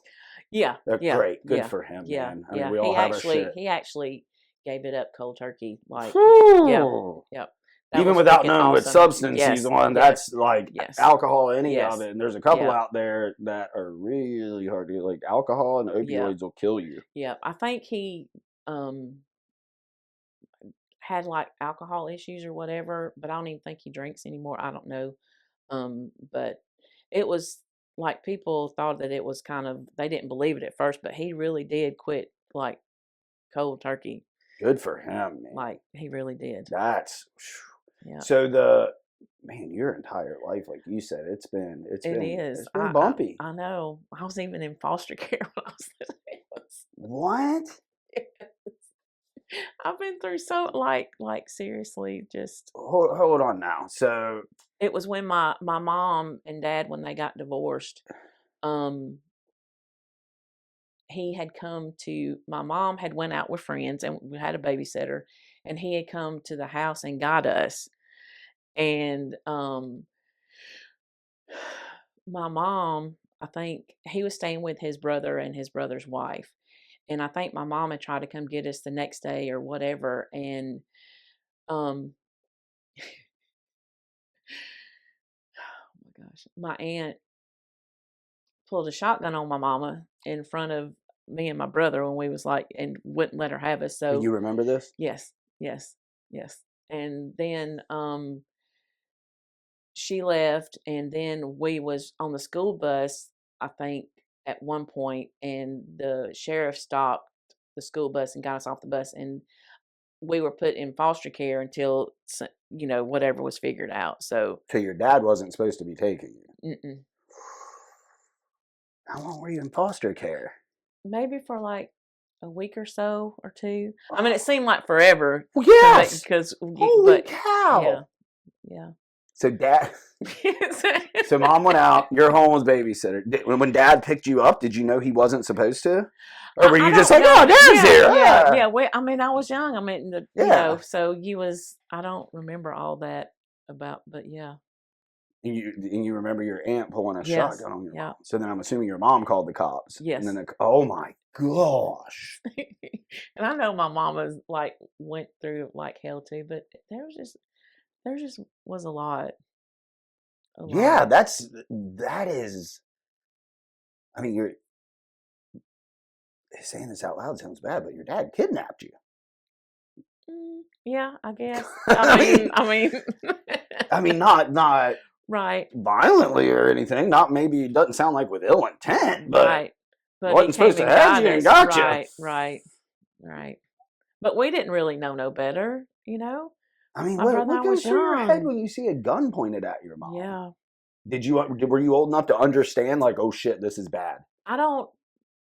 Like, you knew what a gun was? Yes, Okay. yes. I think probably more like scared or whatever. I don't remember exactly what I was thinking, but I just remember like seeing that and like being scared, but then not being able to be on my mom and then thinking that she was going to hurt our mom. You know what I mean? It was just like.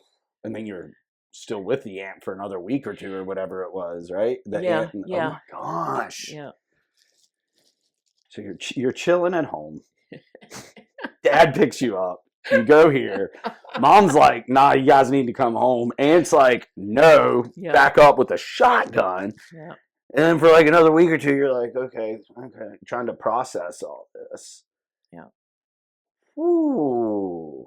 There's just been like a lot. And my mama, she is always, no joke, she has always said, Kelly, you really do need to write a book. You need to write a book about your life. Yeah, you really should.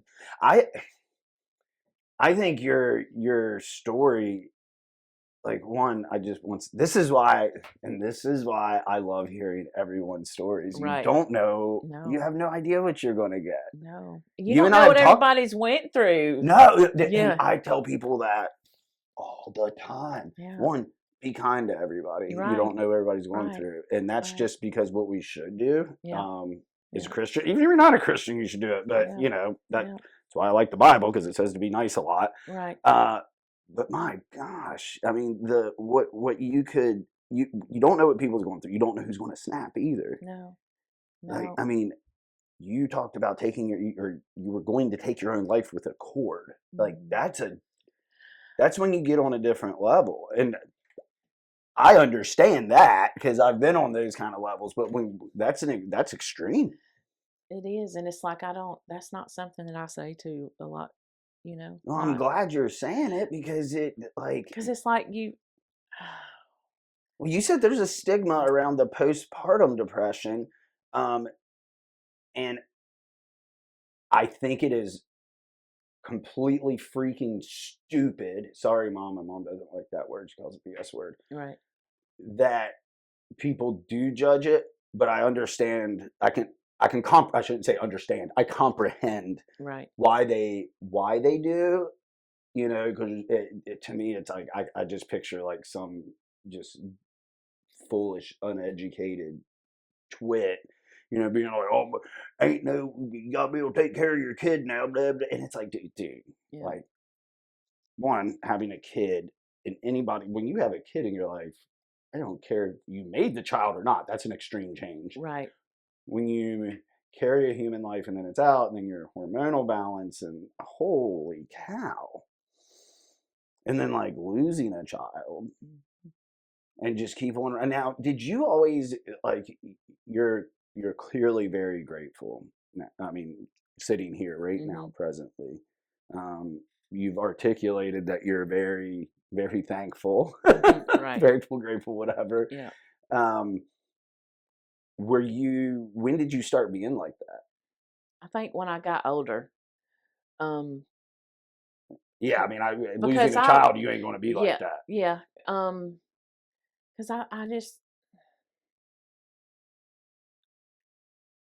I think you really start when you get older and you see things and you realize how blessed you are and how, yes, the life that you have been living has been like hell, but then it's also been so beautiful too. How did you get to that conclusion? Oh my gosh. I know. See, it fascinates me because it's like I've had answers like right in front of me, like a lot of people have, and I was jacked up or whatever. And a lot of this stuff you're saying, I had to go to Peru. Right. So it's like, to me, like, it's like you're doing something, because I'm not one of those. I'm a huge advocate for plant medicine. Obviously, I'm going to the state capitol next week to testify under oath. Right. I was at the state capitol last week advocating. Right. But I'm not one of those that's like, it's the only answer. Right. So that's what fascinates me, is somebody that's been through And I would never minimize any trauma, especially war trauma, but I've got my childhood trauma or whatever, but like war trauma, this, that, and the other, like, you process it, you move on, this, that, and the other, the best you can. Like when you're talking about, you've lost a child, you're dealing with addiction, depression, years of trauma from people being dicks. Uh, I don't know if you use these exact words, but like I don't know if not valuing yourself is the right word, but not feeling like you're valued. Maybe you went through that. It sounds like. Oh my gosh, yes. See, that's like, and it just fascinates me. That's why I'm so curious to how you got to this. Like, oh, I'm thankful, I'm grateful. It's the good days. Like, obviously age and experience, but I know a lot of people that are 56, sweetie, that are bitter and angry. I And know, I do too. I wish I know how how I could explain that, how I got to that point or whatever. I don't, and I feel like maybe sometimes I'm still not all together, like with it. we're Of not all, yeah, no, you know what I'm saying? none of us Like are. I think I just have moments that I'm reminded of that I am still alive and I'm still here. And sometimes when I don't know what my purpose is or whatever, um, and then I could be like before I got here, I stopped at Kroger because I wanted to get some gum and use the bathroom. And there was this lady who had short hair and it was so beautiful and it was styled. And I was just like, oh my gosh, I just like love your hair. It's so beautiful. And like talking to her, and it's just like, I needed to stop there so that I could tell her that, you know what I'm saying? And Yeah. be that, because I don't think people are given their flowers enough. And I don't think people are told how beautiful they are or how amazing they are or how important they are, and um regardless of their situation, how they are loved. And I don't know. I don't know, Jimmy. No, you nailed it. You seriously sound, I mean, you sound like a group leader at a ayahuasca retreat right now. Mhm. I mean, which is a huge compliment, like a good group leader, Yeah, not one of the bad right, ones. right. Yeah, that's, you nailed it. I mean, like that's it right there. It I don't know, it's almost like borderline divine that like, you're like, I don't know how I got here. Like it just, like, you're like, I just did it. Your entire, like, you're basically, I think Nike took their slogan from your life. You're like, no, I'm just doing it. So you're in a good place. Mhm. You're thankful. Do you Mhm. see yourself ever going back to address that childhood trauma, whether it's therapy or counseling? I should say, I don't like the word therapy. Um, I've thought about doing counseling, but then it's like still you think about like finding somebody, and then then it's also like the money situation, all that. You just think about everything. I would love to, like I would. I still probably feel like I need counseling. I think You know what I mean? virtually everybody Yeah, does, and yeah, it can. And this is me saying this. I mean, obviously, huge advocate for counseling. right, I'm in the. I started looking for a counselor recently, and because I haven't been in forever, and it is hard starting that process over. I went to the same one for years. Don't have anything against her or anything. Just time for a right, change. right, Nothing wrong with that. right. But it is.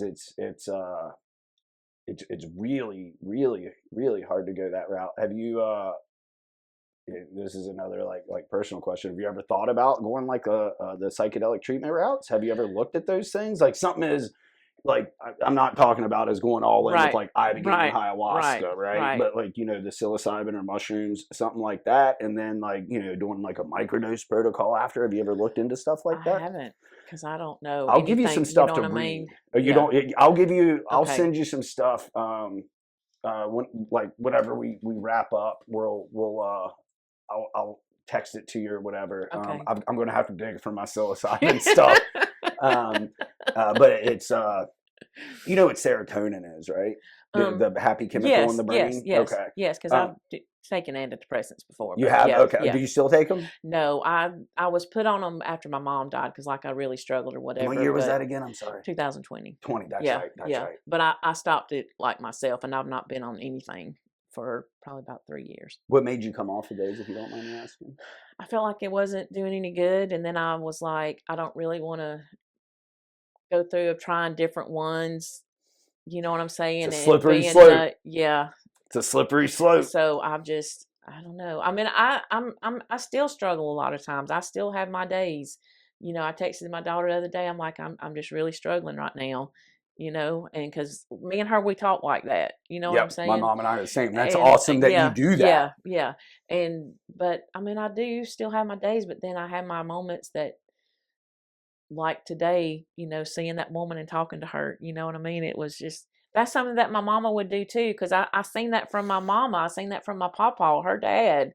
You know, I've just always seen that growing up. So I don't. I just we just need to be nice to people and be Right? kind. Right. And it's so people. It's almost like people act like it's hard, but I've gotten to the point now because there was a portion of my life, you know, that I wasn't always kind and stuff. I still think overall I was, but not where I am now. And Right. it would almost take me, not almost, it would take me effort. I would have to put forth effort now to not be kind. Right. And it does. It feels good. You were talking about complimenting that lady. I got out of the car at Ace yesterday in the parking lot. Eric and I ran in there for chum and stuff. Right. I ran to the bank, had to run in there, get zip ties and stuff. And I was walking back in, and like I saw a dude with this Snoopy shirt on, like Snoopy and Woodstock, you know. Yeah. And I was like, "Hey, bro!" I was like, "I love that shirt, man." And he was like, "Oh, hey!" He's like, "Thanks, dude." I know. And it's so easy. It is easy. It's easier than being mean, and it feels good. It's a little dopamine it's like, hit. It is. It's a little dopamine it hit. Is. It's like a good piece of chocolate. You know, it's like is the taste of the chocolate that good, or is it that dopamine release? I'm always here for the dopamine. Yeah, yeah. And that's what I was. You said you were on SSRIs for antidepressants. You took yourself off. One fascinating thing about psilocybin. So it's magic mushroom. Psilocybin is once you consume it, your body converts it to what's called psilocin, and psilocin, and that's what is the psychoactive property. That's what makes you have a journey or quote unquote trip. Okay, right? okay. And but as a molecule, psilocin is I think it's identical. If not, it's damn close. But I'm pretty sure it's identical to serotonin. Really? Yes. Mm-hmm. Yes. So there's some out there that say that it's nature's antidepressant, right? Because it literally fits in your serotonin receptor like a key. Oh.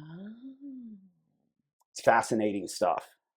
Fascinating stuff. Wow. I've never been, and not for any reason besides I'm 100 miles an hour. Right. I've never tried the microdosing thing, but I've got a lot of friends, like close friends that do it and swear by it. Really? Oh, yeah. I've got a buddy that's been doing it, a guy I took to Ibogaine with me. He was on opioids for 20 some odd years from the VA. They botched a bunch of knee surgeries, et cetera, whatever. Right. Went to Ibogaine, got him off of that, lowered his chronic pain, the whole 9 yards. And then he started microdosing, and he freaking swears by it. And then every once in a while he does, he'll do like I don't even like calling it a full-on journey, but he'll take not a microdose amount where you feel it, but he doesn't. A medium dose, I guess you would say, right? So like basically a therapeutic dose. At a lot of places they start you off at like 3.5 grams. Okay. He takes like 2. Okay. To put it in a perspective. Gotcha. Okay. Yeah. Instead of using my weird words in my hands here. But you know, I'll send you some information on that, and there's plenty of like facilities and stuff. But I mean, that might be might be something to look at. It's Right. all like, it's something that's natural. A lot of people with the psilocybin thing, you don't have to continue it. A lot of people just do one flood dose and that's it. One interesting thing that that they like to use psilocybin for is people that have terminal cancer and whatnot, Oh. that are really depressed about Right, dying, and right. a lot of the times they come out of it and they're not anymore. And one thing that, if you experience the ego death or ego dissolution, if you do like a flood dose or journey, Mhm. so that ego that we talked about, that Mhm. voice in your, what ego, that Yeah. voice in your head Yeah. that's like, you Yeah. can't do this, or Yeah. Yeah. you're not Yeah. loved, or you're, Yeah. yep. Yep. So if you get to you can get to a point with it Mhm. that it's a complete ego dissolution and that's gone. Mm. Right now, that doesn't mean Right. it's a magic pill and it's gone. You got to Yes, put in yes, work, but right. when it goes away, and it's a Oh. beautiful thing. And then there's different ways to do it. Tomato, some people say, but I've got a facility that I know of. They'll do the psilocybin, and then they follow it with 5-MeO-DMT, which is pretty much a guaranteed ego death. Okay. I like the 5-MeO-DMT beforehand because it makes the psilocybin journey more intense. But I've also been told that people that aren't experienced in the realm, you should do it the psilocybin Oh, okay. than the 5. Because you can have what's called a reactivation. So the 5-MeO-DMT, it's out of body. Okay. Like, you're not here anymore. Like, you can lose all self-awareness. Like, you Oh. don't remember this. Like, I've come back from 5, and they're like 15 minutes, 10, Right. 15 minutes.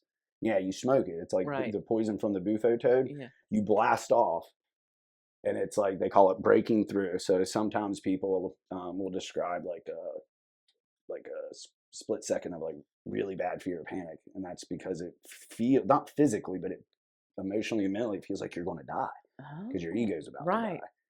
But once you let go of control, don't fight it. Right. Let go of control and you break through. It's the most blissful thing you can.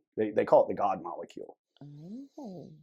I told my mom after my first time doing it in Mexico, I was like, Mom, I think I know. I have a hint of what heaven feels like. Yeah, it's like laying in God's lap. Mm. That it's the most beautiful thing you can imagine, and it gets rid of that ego, like that voice. And even when it starts to come back, it can. And obviously, you can always go back and do another ceremony. Right. But even if you don't choose to only do it the one time, it gives you the tools to fight that ego, and and allow it to be a passing thought instead of being on a hamster wheel, right? Right. So we get that hamster wheel going. I want to go out on a limb and say sometimes when you get down, that's what it is. Yeah. A negative thought gets Yeah. in there, and it gets on that hamster wheel. Yep. And then the hamster wheel Yes. will evolve into what I call the glue, and it glues your ass to a couch or a chair or whatever. Yep. And it feels like no matter what, you can't get up. Like, you're like, okay, I got to go do this. And you're like, nope. And that hamster wheel is just turning. And then it just perpetuates if you don't stop it. Obviously, you've got a support system. You call your daughter. You clearly are doing awesome with your stuff. But that's why I'm eager to give you this information on psilocybin and stuff, because like, you already have like a lot of the teachings that they start throwing at you before you go on a journey. Okay. And you're already like living it, the whole like live and love, and like you know to love yourself, and your outlook on things. It's like already there. So I'm wondering something like that, like knock out the cobwebs. We'll get you the info and see what you think, and go from there, because it's something. I think people online sometimes. Actually, the last retreat I was at the 343 Fund up in New York, a friend of mine, Angela, runs that. Her husband was a firefighter. She sponsored my trip down there to Peru this last time, to the Sacred Valley, and there was a veteran that was down there, and he was like, "Yeah, man, I follow you on Facebook." So I'm like, "Oh, thanks, man." Right. And he was like, "You'd probably get more donors if you toned it down." And I'm like, "Toned it down? I'm like, tone what down, bro?" Like, and I'm all up for criticism, but I'm sitting there, I'm like, man, to me, this is toned down. Right. It used to be wild, man. And I'm like, what do you mean? He's like, well, bro, you're on there like talking about psychedelics, this, that, and the other. Well,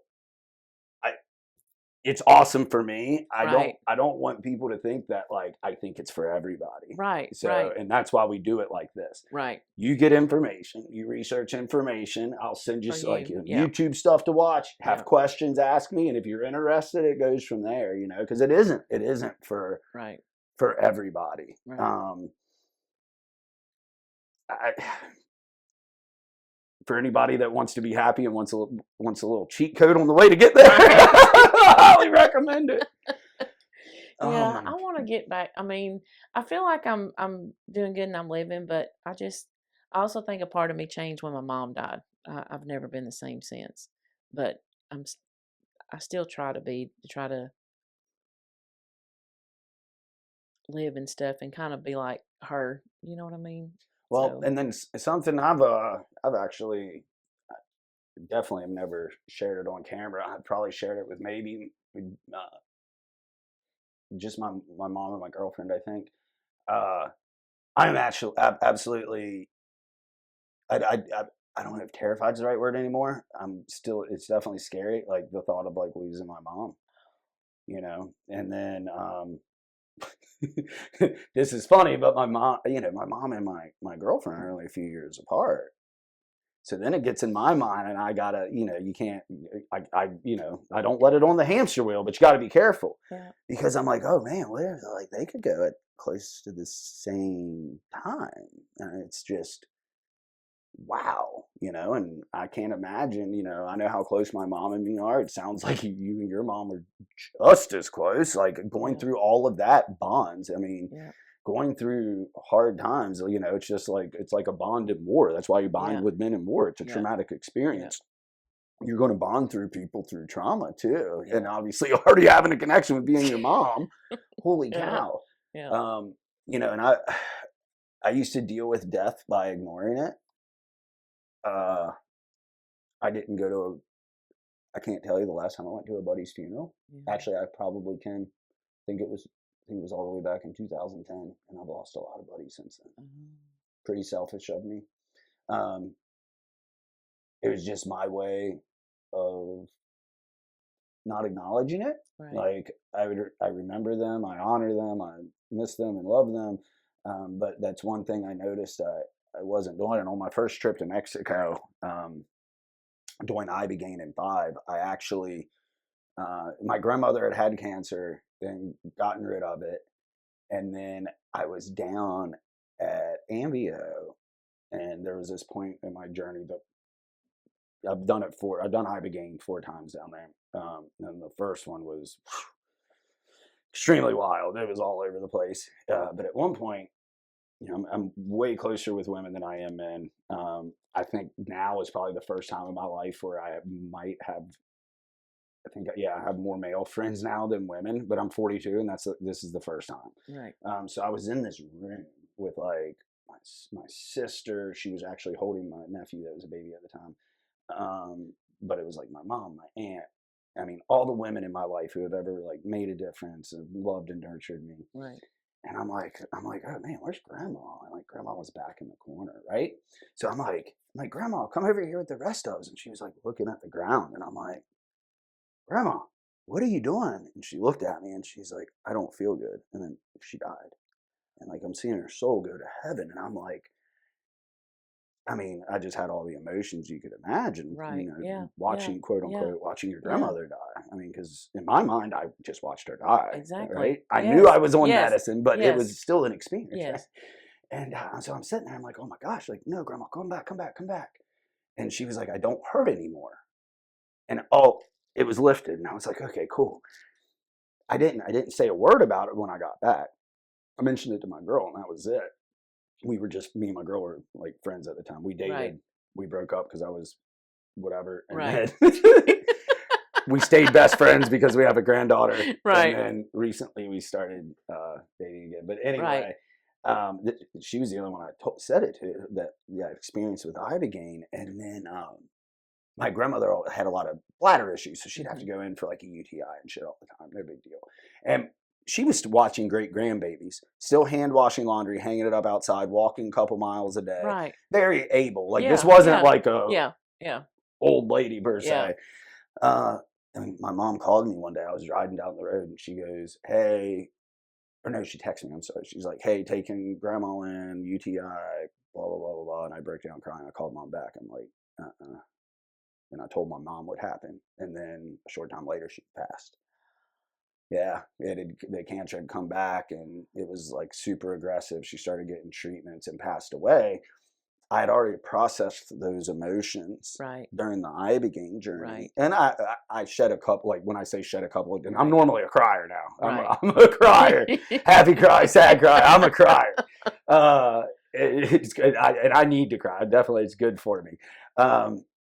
But when I say a couple of tears, like it was like happy tears. And I spoke at the funeral, the whole 9 yards. Right. And so these medicines, I tell you all this, because you're talking about your mother and having trouble letting it go.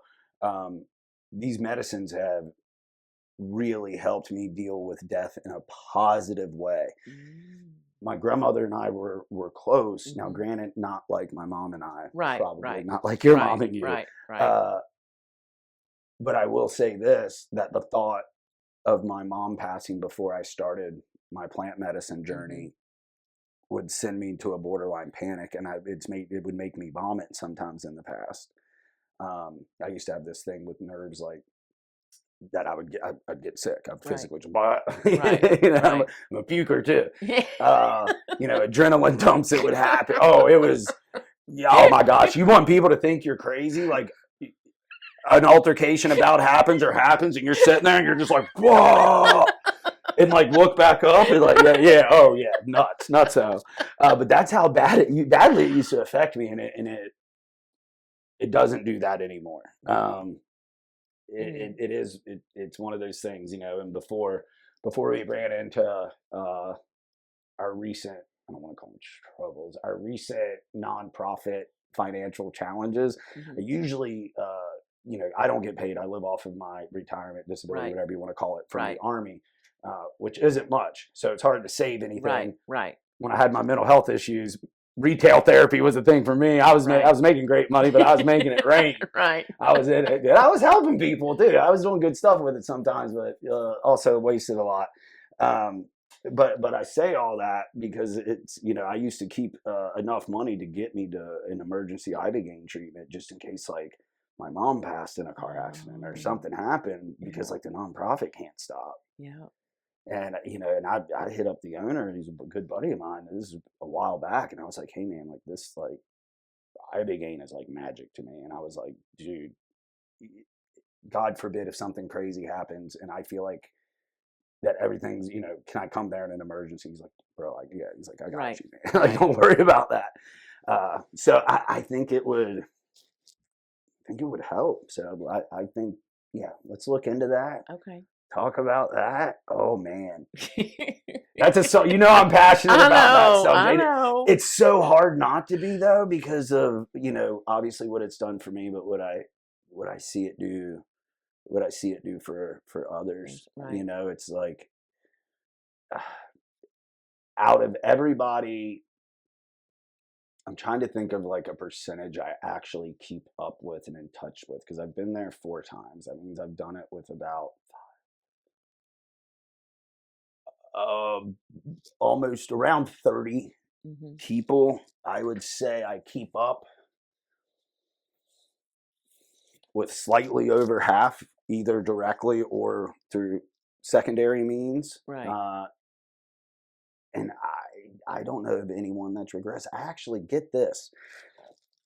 So, excuse me, you've been around people with addiction issues and stuff. We've all heard of crack and cocaine, and we know how terrible they are and addicted they are. Yeah. Get this. So I took this gentleman down. He was a civilian dude, so obviously we didn't pay for him. A very close friend of mine, who helps out with the nonprofit, and who's been there for me and the nonprofit. He had hit me up, and he was like, "I need a personal favor." He said, "I won't give the relationship," but he's like, "This person that's really close to me is a crackhead." I was like, "Okay," and he's like, "He's not a veteran." and I'm like, okay, where the Right. hell do I come Right. in? Right. Right. And I talk to civilians. I'll talk to civilians about psychedelics. I'll talk to them on the phone. I've talked to, even not my, it's very intimidating to me, but I've had moms that are having trouble with kids, single moms, like reach out to me because of my troubled youth, Right. all the things. And he was like, hey, man, and I say all that because I don't want anybody that's in a bad place or curious about these medicines to not get in touch with me just because you're a civilian. That's not the case. But he was like, hey, will you talk to him about these medicines? I was like, well, yeah, dude, that's too easy. So I do all that. Right. And then he's like, the guy's like, yeah, I want to go. I need this. And then they're like, well, he wants to go with you. And I'm like, oh, man. And I was going solo this time. Right. Like, usually I take some vets with me. I was going solo, like, do me. And I was like, I prayed about it. I was like, what? It's like, well, I don't even have to pray about it. I know what God's going to say. Right. He ends up coming with me. It worked wonders. It actually got rid of this. He had this, I guess you would call it a disorder. His tear ducts didn't produce water. So he blinks like this. Like the first time I met him in person was in Mexico. Right. Everything was like through phone and text. Okay. Okay. And we're sitting at the table having breakfast. Right. And he's like blinking. And I'm looking and I'm thinking, like, did he find, we're in San Diego. I was like, this motherfucker go find crack or something. So I'm like, and like, there's two sides to me when I'm dealing with mental health issues, right? Because sometimes you need that loving, caring, nurturing majority of the time. And then sometimes you need that sergeant that's hey, bro, like, full hand point, like, hey, dude, what the F are you doing? Yeah. And I was like, hey, boss, what's up with your eyes?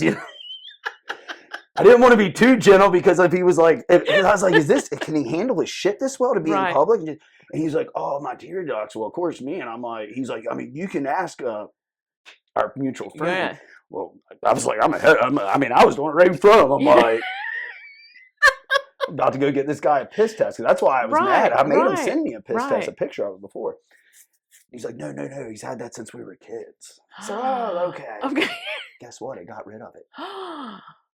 He doesn't blink like that anymore. It's been over a year now. Then, what's even crazier, so ibogaine, those things that shuts off your addiction receptors and stuff, so you have no physical addiction anymore. He relapsed. He went, and they called me, and I was like, do you know where he's at? And they were like, yeah, well, I grabbed the pit. They said he's at a crack house, or, his crack house, the one he goes to. I was like, send me the address. I was like, I'm going to get him. And they were like, no, dude, don't do that. I was like, okay. So I went hands off after that. Like, too bad. I gave him all the tools. I gave him all the tools that he could ever need. Yeah. So I went hands off, and then I ran into that, the gentleman that linked us up at an event. And then, I think the gentleman's wife was there, the other guy. And it was only one relapse. He's been clean ever since. And that's the only. There was one other person that I took that was addicted to a substance that had one relapse, and he's still doing good. That's freaking awesome. It's insane. It's insane. Wow. That kind of maybe gives some hope for my brother. The addiction issues? Correct. Mm-hmm. Gosh, man. Is he here? Or? No, I honestly, I don't know where he is because we haven't talked. There's been a lot of stuff that's happened when my mom died and with him and my daughter. Because actually, when I think this is why it's so hard, my mama's death and everything. Because, it was start of COVID in 2020. And I was having really bad pains in my belly button. So, and my daughter had to take me to the hospital, and of course they don't let you stay or whatever, so she dropped me off, and it ended up being that I had appendicitis, and I had let it go so long that it actually ruptured. So the only thing that they could do was like surgery, and it was like 3 hours after my surgery, my mom died. My mom, she had like Alzheimer's and dementia. Oh my gosh. And she was going down here really, really fast. But she died of a heart attack like 3 hours after my surgery. And like my daughter came to the hospital because my brother had posted on Facebook. And she's like, I know Mama gets on Facebook. So she came to the hospital and she was telling the nurses what happened. And so they let her come in my room. And I wasn't even thinking. She was like, I'm just coming to see you. But she actually got my phone and deleted the Facebook app off my phone, and then had to bring it back. And she was like dealing with all this. And I didn't find out until the next morning. I woke up, I called my mama's number. She didn't answer. And so I called my dad and I was like, is Mama asleep? And he's like, Kelly, Mama's dead. And keep in mind, I have this incision, like, Oh so my God. I couldn't even really grieve. I couldn't do nothing. You know what I'm saying? And I was in the hospital for 2 weeks because I got pneumonia in one of my lungs. The incision got infected, so they had to open it up. They had to go back in. They found more infection, a draining tube. So I missed my mama's funeral, and my mama always wanted me to make sure her hair and makeup was done. She wanted me to do it, and I couldn't do that. So it's That's hard on the closure side of yeah, things, especially she wanted you to yeah, do that. You're in the yeah, hospital. I'm yeah, assuming you were probably on pain meds when you found out, which is going to deal with or affect the yeah. processing. Well, I couldn't do anything because I was afraid of what it was gonna do. Like, you can't scream or do nothing. You know what I'm saying? And then Oh, yeah, and then I was sent home with a wound vac, and my daughter had to help take care of me. I mean, it's just it was just like hell. And then about a month after, when it's 2 months after my surgery or whatever thing that happened, his friends took me to Tybee for a beach trip just to get my mind, and that's when things kind of started happening and everything worked out for me to move there. But I think that's a lot of the reason why it's so hard for me to deal with.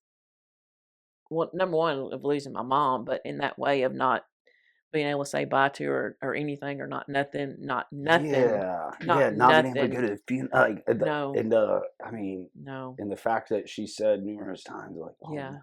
yeah, yeah, yeah. Yeah, that is absolutely I heartbreaking. think that's what. Yeah, that's not a lot of it's No, not a lot of closure there. no, no. So I think that's why that I still I struggle. But I mean, I feel like I'm better in some ways because I feel like just there's so much of her in me. And because when she would speak to anybody, that's how I do. I feel like that's her. Yeah. When I'm, baking, she's like with me. But I know that's why that's just been the hard part for me. I think that's losing my mom, but also not being able to have all that, so, but Yeah, that's like, yeah, I can't imagine that. yeah, Oh. yeah, Now, we were talking about, I'm going to check this yeah. battery. Okay, No, sorry. no, don't be sorry at all. Now We've been talking a lot. that was action, action, action. All right. We switched out cameras so we don't have a failure. You know what's the worst thing is when you're filming one. Eric and I have done this. You sit here and have this full on conversation, yada yada yada yada, and you get up and the thing dies. Mm-hmm. It's sad. You only make that mistake once. Oh. Mm. What was me and Eric did one or Eric and I did one day, and it was his story, and thank God. Mm-hmm. So I get up, we're done. Right. It was like an emotional one, blah blah blah. Right. I'm done. I get up and I go over there, and the phone's black. Oh yeah. So I'm questioning everything about myself right now. I'm like, did I do that? So I'm throwing this I'm not visibly throwing, but I'm throwing a tantrum. I'm like, oh, blah, blah, blah, blah, blah. I turn it back on and thank God it was only the last few minutes. Oh, So we got to Oh, redo, my gosh. salvage Yes. it, whatever with that. Oh man. Oh man. Mm. Yeah, that was a terrible feeling. Terrible, terrible feeling. So anyway, Okay. you have a couple stories. Yes. Yes. So, okay, you know how I was telling you that I got my first prosthetic when I was 18 months old, and I remember being in the hospital. Yep, the dial. Yep. Okay, well, this was probably when I was like 2 years old, maybe probably around that age. Still young, but I remember it like it was yesterday. And I'm just going to read it from here. Um, I remember waking up and thinking one night that nobody was home, that I was in bed all by myself. And the bed was so high up, I couldn't see who was on it. I don't remember how I got out of the bed, but I did. We lived on Marshall Street in Oxford. And if you're headed to Oxford from Covington, it's the second road after you cross the bridge on the left. I remember crawling, and my dog Snoozy was right beside me the whole time. I made it to the bridge, and that's where I stayed. I also remember throwing my diaper off because I had used the bathroom in it. I don't know how many people passed me by in cars, but I can tell you I don't remember anyone stopping until the police did the next day. I believe it was morning because I remember it was being almost light outside. My dog Snoozy was so protective and wouldn't let the policeman pick me up at first, but at some point I guess he did pick me up and put me in his car and drove me to the hospital. My mama said when she woke up and didn't see me, she called the police and they came out and was looking for me. They did find me, thank God. I know she was scared to death. I know God was watching over me then like he has all my life. Any number of things could have happened to me that day. I could have been picked up by strangers, and who knows what would have happened. I could have fell off the bridge. I know in some cases parents are negligent and could care less about their kids, but sometimes kids can just figure things out and open up doors, or can be like me and think no one was home. I'm sure some may say there's no way you or any child at 2 can think like that. And I will tell you that in my case I did, because I remember this happening like it was yesterday. After this happened once, it didn't happen again for me. I have so much to be thankful for. Holy cow. You were 2? Yeah. You just skedaddled. I did. I'm out. I did. Crawling. Thank God the dog went with you. I know. I know. See, it's just anything could have, like, my whole life, anything could have, like, happened at any moment. With me, whether it been death or this or that or whatever. You know what I mean? Like, yeah. So this thankful, grateful mentality after everything you've been through, from 2 years old, crawling down the road in the middle of the night with your dog, right? All the way up, being on the bridge. Yeah, that's insane. Being on a bridge. On a bridge at 2, and then you get picked on and bullied your whole life. Then daughter postpartum, losing a child. Thank God your ex-husband is clean now. Mm-hmm. Good for him on that. But nonetheless, you went through that with him. Holy cow. And then you go all the way up to just quote unquote normal life stuff that you went through like everybody else, and then losing your mother. Your thankful attitude and your gratefulness, I know we said that you're not really sure how it came about, which is also very fair. I think I said it always sounds divine. You're a Christian. It very easily could be. Were you that grateful and stuff before your mom, or is this something you found processing that sorrow? I feel like I was grateful before she died, but after she died, my life just changed. I'm not who like I was before, and I think of her death and me living here is just. It seems like a part of my soul has been like healing in a way. I mean, I don't feel like I'll ever be the same. I won't ever be the same after losing my mom, ever. But I see myself being a lot different. I mean, I still see myself the same because I still love people. I've always loved people, but it's just being here. I've just experienced so much more stuff and just. Oh my gosh, I don't know how to say it or put it into words. I think I've just maybe been more loving towards people. Do you think you've loved yourself more since your mom's gone? I don't know. I know that's all. Those are hard Yeah, questions. yeah. I don't. Those are the hard ones. It's like I said earlier. I don't know how I would have answered it before. I I think that's still the one thing I still struggle with is just like really loving myself. I mean, I feel good when I'm loving on other people, but then too sometimes the grief is so much that I isolate too. You know what I mean? Yeah. So it's I do that a lot, and I shouldn't. And I'm trying to get better about that, but I do. But I just feel like when I isolate, I don't have to just pour out all this other junk on people. You know what I'm saying? Just let me kind of like deal with it for a little bit, and then I'll be okay. Because I feel like I'd just be projecting all my grief and hurt and all that. So. Yep. I get. Okay. I see. I can definitely see somebody with your personality type feeling like that. I definitely can understand that. Man, that's the isolating, like that's And I know it's not good for you. Well, no, but you recognize it. Yeah. You're making an effort to do something about it. It's a hard one. It is, especially when you feel that it's going to be put onto others. And that being said, and once again, I know how you feel because I have felt in that way the same before.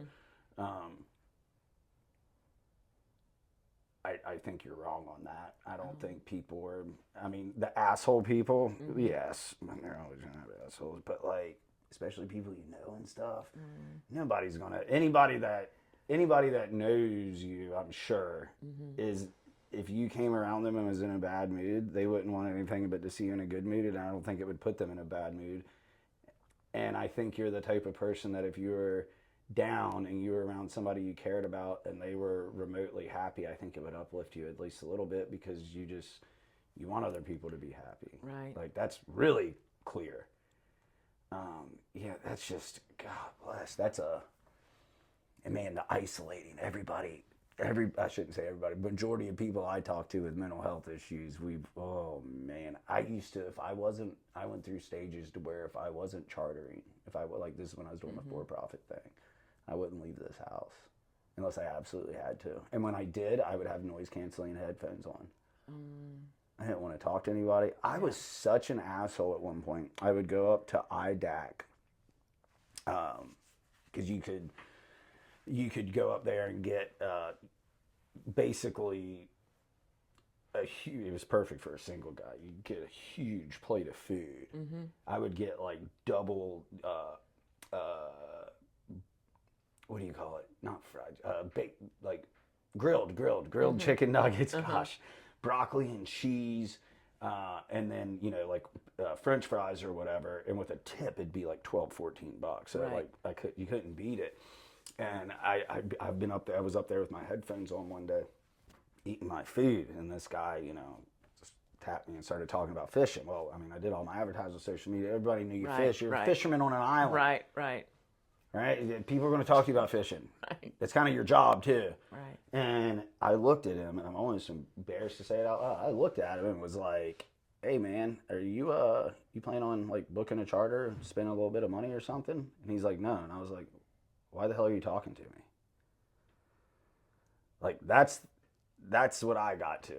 Right. And then I was just like, you know what? Like I don't want to leave the house. And then that just, for me, it just went like that was my second downfall. Second, my mental health, downward spiral. Actually, not downfall, downward spiral. Yeah.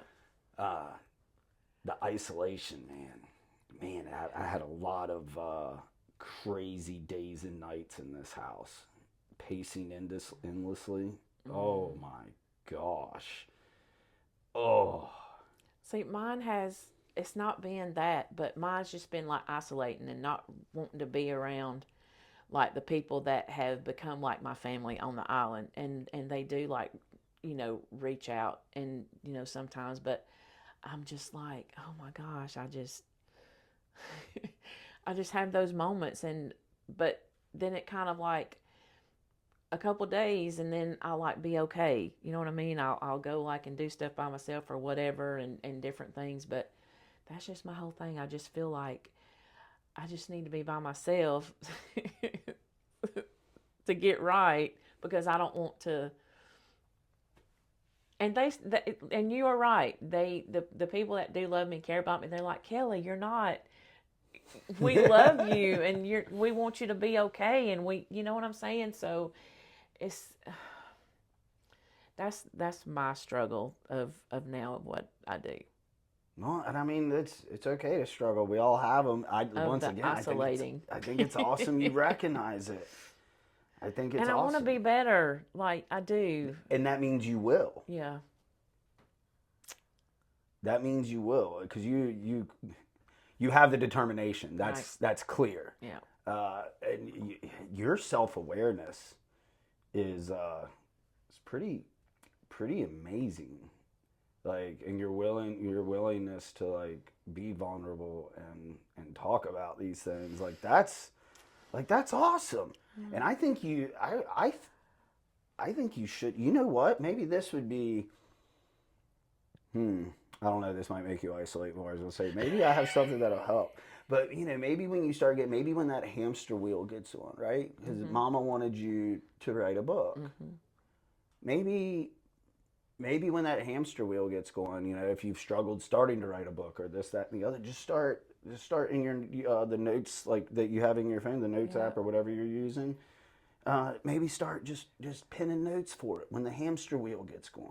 Being like, on this day and this year I was born. And then just start from there and let it flow and see where it goes. You're going to forget stuff. You'll go back and put it in. Right. Maybe that's where to start with it. Maybe. And then guess what? Worst comes to worst. The worst thing that can come out of that is you never publish it and you give it to your daughter. Right.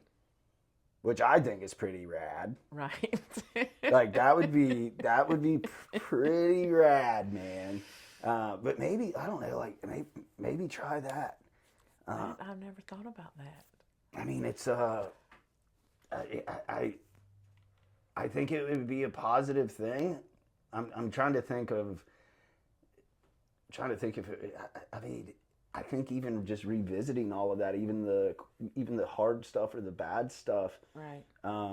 I think it'll help process it, start getting it out. Yeah, right. And if that hamster wheel is going on one bad thought, I know when my hamster wheel used to be out of control, a lot of the stuff on there was like stuff that wasn't even stuff to remotely worry, like it wasn't real. Right.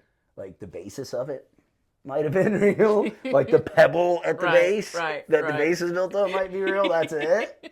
You know what I'm saying? Right. But it really wasn't a real thought. So maybe if that hamster wheel gets going and you start, knocking out some notes on this, and I think it'll do a couple of things. I think one, it'll stop the hamster wheel or get that thought off the hamster wheel, at least for the moment. I think it'll help you process trauma. And then I think when you're down in those moments, I think it'll help you remember what a badass you are and everything you've persevered through, and whatever that hamster wheel thing is, maybe ain't shit, because you know what I'm saying? Yeah. And then I think writing it down, if the hamster wheel is your mother, obviously that is something. Yeah. If the hamster wheel is your mother, I think it'll get her the negative part of the emotions. I think that'll get those off of the hamster wheel. Do you see what I'm saying? Because you're going to be doing these positive things, and it'll be this negative thing. Well, Mama helped me out of that, and I just think it'd be a good thing. I think you should try it. I think you might be right, but you know what? I think this has actually helped too. Yeah. This really. Well, that makes me I feel like happy. kind of a release in a way. Yeah, you look lighter. You looked light coming in. I'm like, this. I mean, because like a lot of the stuff, like nobody like knows. You know what I'm saying? Like, and stuff that you might not want to say, but sometimes you have to say things like to get it out. But then, if somebody else wants to hear it, maybe that's something that they could have experienced too, and they'd be like, oh. Because each one of us has a story to tell, and it's going to like, and I heard somebody say this, like there could be somebody that's talking to somebody like for a long time or whatever, and for some reason something with them two just didn't click. But then there was something else. Another person came in their store and they clicked. You know what I'm saying? I know. And it's true. Like it really is true. So I mean, it just, I don't know. I feel like such a release, even though it's like been emotional, but I felt like I needed. Emotions are good though. They are. We're really bad as a society at stuffing our emotions down. It's almost, I don't know if it's like uncool to be vulnerable or what. I'm not sure. Right. I'm not sure what that is. I think, it's natural, especially with people that have gone through a lot of trauma, to minimize trauma. I see that all the time. And I think another thing is, I think one reason we minimize ourselves is, these, my square box we're using to film right now. Right. But our phones, I call those, or the TV, the square box, right. like there's so many, and let's be honest, half of them are probably bullshit, but there's so many crazy stories and stuff that we see on a daily basis. And you're just like, oh, mine's not that big of a deal. Because you hear all of this. That's why early in our conversation today, I was like, yeah, I'm not like, I didn't have any Ballast Awards or anything else. Right. I'm not minimizing myself. Right. I like people to know that like in the Ranger world, right, I'm just a normal dude. Right. You know what I mean? I think it was awesome I was a Ranger. I think it was badass. I'm very fortunate. I got to do some really cool stuff. You know what I mean? I got to do all kinds of cool things. But at the end of the day, it's like, that's why I want to hear everyone's story. That's why I wanted to hear yours. That's why I want this to motivate civilians to reach out and come hang out, man, because it is. I know whether this gets 2 billion views or it gets 2 views, it's going to help. It's going to get more than 2 views, but it's going to help. Right. Someone. Yes. That's a guarantee. Right. Well, it already has. Right. Exactly. And it helps me. Like exactly. I'm on cloud 9 right now just from you sharing all of this. Like I think it's a beautiful thing, and like I would have come up and talked to you, seeing you out and about, even if we didn't have any interaction online, not knowing you. If I was standing next to you on the pier in a bar, I'd be like, "Oh, hey, what's up?" Right. Like, and if you were friendly like you are, I'd be like, "What happened to your leg? What'd you do with your leg? You know, where'd that thing go?" But being able to hear like the details, you being so open with how poorly you were treated just for simply looking different, like that. That is something I don't think I'll ever have an amount of peace where I don't feel a little bit of anger when I hear stuff like that, because it's so, I don't like any form of oppression, and that's like an overused word I think nowadays, right? Because everybody, but I don't like it. I don't either. I don't like it. I'm in a pissing contest. Well, the pissing contest is on a brief hold. With the mayor and one of his little buddies or whatever that he gets manicures with, that are for this Savannah Ghana thing, because our city's in a partnership with Ghana, which wasn't on the voting card, and Ghana's still putting people in jail for being gay. Yeah. That's insane. I know. And I like, do I like everything that has ever come out of the LGBT community? No, I mean, probably not. Do I think that anybody should be put in jail for how they feel, look, or believe, if it's not hurting anyone else? No. Well, see, my daughter is gay, so I'm. Oh, is she? Yeah. So I'm that proud mom, not just to her. Oh, nice! I love that. Every adult child and child, I am that proud mom for all of them. That's awesome. You just wouldn't believe of the people, the parents who have like disowned their kids for being gay or trans or whatever, and I'm like, what in the hell is wrong with you people? My dad was always afraid I was going to be gay. I'm like, what is wrong with you people? See, that's like, I mean. I played with baby dolls. My daughter, she always had Hot Wheels. Really? She loved Hot Wheels. That's hilarious. She loved Hot Wheels, and I mean, and her her story of coming out, that's for her, like to say. But I mean, her dad and I both love her, and it's sad to me because when we go to like pride things or whatever, and so many people would be like, I love it so much how you are with your daughter and how much you love her and you're there for her and you support her, because I don't have that. And that's just another thing of like, yeah, I have one leg and I'm treated different, but people are treated different because they're gay. Like I think about that all the time of the hatred that people have towards my daughter because she's gay. You know what I mean? Which is it's so odd to me. Like, and that's the thing too. I think what happens is like people will morally be against it, so they hold it against the person. And what I don't think people understand is that you can be personally against something, even morally, and still love someone that doesn't agree with that. Right. I used to be funny.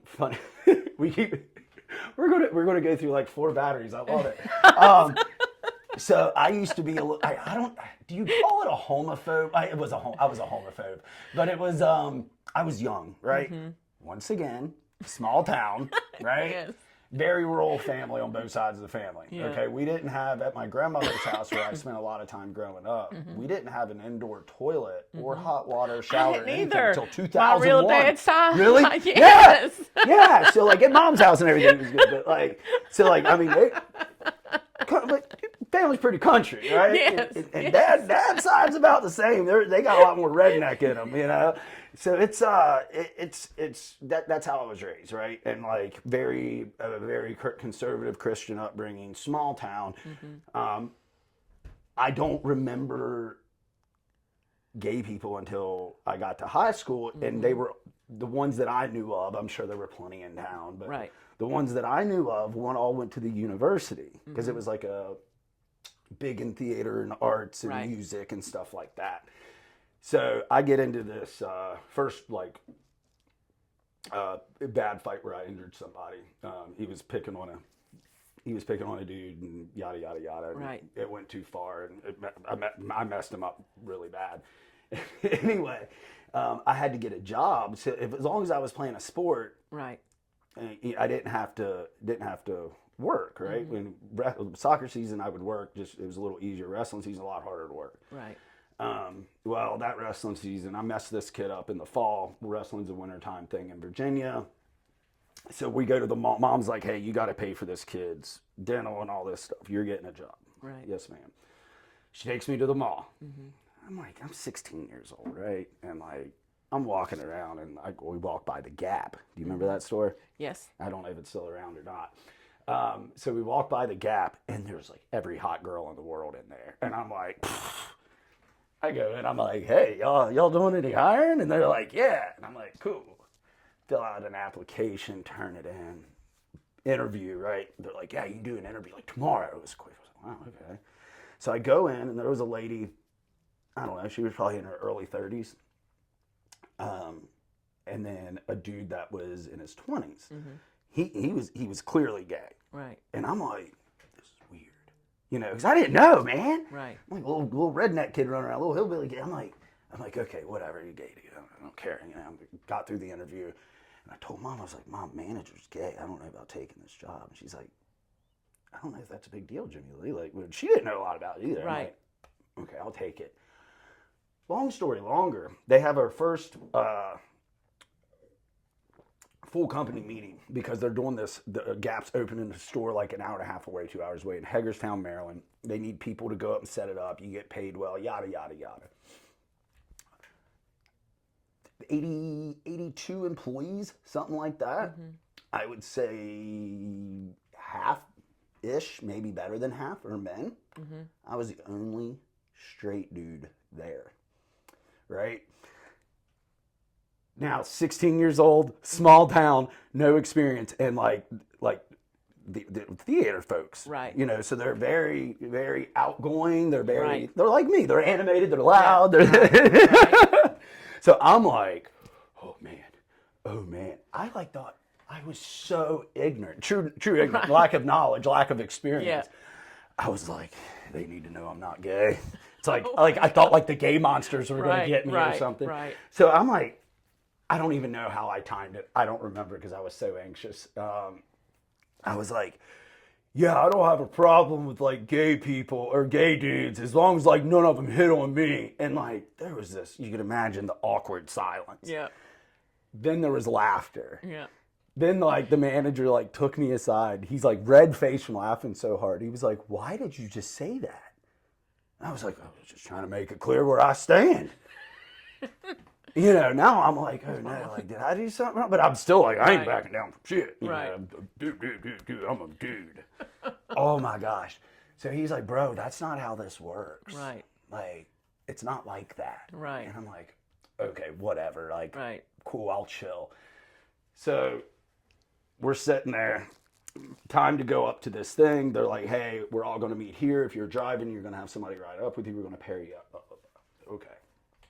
And like I'm sitting there, I'm like, all right, I'm gonna go out in the car. You know, I was like, I used to smoke weed back then. I was like, it's like I'm gonna go to the car and I'm gonna light up before the ride. He's like, whoa, whoa, whoa. He's like, your ride, but whatever you call him, your passenger's almost here. Mm-hmm. Next thing I know, I'm facing this way. The doors are behind me in the gap. I'm like halfway through this big ass store, and Sean goes, there he is. I turn around, no bullshit. Dude pushes, this tall, skinny black dude, pushes open both doors, walks in like a runway walk. I'm sure they talked to him about me beforehand. Leather pants, the Gap leather pants, and a black ribbed turtleneck. Remember it like it was yesterday.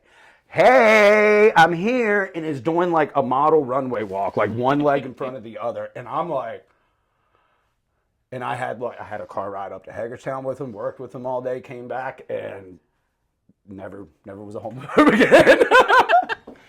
And then my skydiving instructor, I did skydiving briefly. I miss it. My skydive, one of my instructors, she used to be a he and is also an Army Ranger.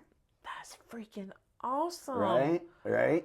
So, and then of course the trans world is a whole different animal. It is. Right. It is a whole, the discrimination's next level. Yeah. Also, I'm sure some people won't like hearing this, but there's bad apples everywhere, let's be honest. But then there's some bad apples in that community that make the rest of the community look bad, and then the media and et cetera. So I've actually learned a lot from her about that community. And it's fascinating. Oh, my phone's being used. I learned a new word today, and it's a disorder. It's like, oh my gosh. Anyway, it's something where it's not I had to read about all of this morning because I heard it. I was like working at my computer. I had a podcast going, God knows what, and I heard this phrase. And it's a mental disorder. 3% of men in America, 3% of people, 3% of men in America suffer from it that we know of. And you're not trans, but you get sexually turned on by pretending you're a woman and being around women. Yeah, so I read about it a little bit. Wasn't like I found enough reliable things that I'm like, clearly it's a real thing. And then I was like, man, I'm like, okay, so 1% of America is trans, right? Or identifies as trans, whatever. 3% of men suffer from this. Whatever this thing's called, asphyxophilia. I'll find it on my phone before you leave. So you got 1%, you got 3%. So the trans community is outnumbered 3-1 by these. What made me ask, because the bad apples that I've seen in that community are biologically men. I've never seen a woman that's transitioned to a man yet that I've seen that I would call a bad apple for that community. My curiosity is, because what's everybody say? Because you always see the tiny percentage that's like, trying to push it on kids or do this or do that. Or the, not fully transitioning and forcing themselves into a locker room or what have you, right? My curiosity is how many of that 3% that aren't actually trans but have this other deal going on are coming over to be trans to prey on that community. You see what I'm saying? That's where my mind goes. I go down all. I told you I'm a rabbit hole guy, man. So I'm like, I texted my friend this morning. I'm like, hey, girl. I was like, hey, have you ever heard of this? She's like, yeah. I was like, I'm reading about it, and like, this is where my head's at with it. Yeah. So I don't like badgering her too much with those things. I try to keep everything positive with her, but I was like, it's like, huh. So anyway, that's where I'm at with all that. But well, do you have anything else? I want to end it with a funny story. Yes, a funny story. We can have as many stories as you got. This is the funniest thing ever, ever. And when I tell people this, they're like, it's crazy. Okay, I was probably maybe about like 10, probably about 9. And you know how they had vacation Bible school back in the day? Yeah. And we lived in a trailer park, and they would come by with a bus and pick all the kids up, and you go for the week. Well, you know how at the end of the week you like say you're saved and get baptized and all that. Well, they baptized me with my leg on. My mama was so mad because, you know, it's not supposed to be in like water or like whatever, you know what I'm saying? And it was probably, I don't know how long after that, but my mom worked at this beauty salon. It was called Bucks and Does, and it was in this big shopping center. And me and my cousin was walking down to this store called Harper's. And we're walking in, and my prosthetic leg breaks at the knee.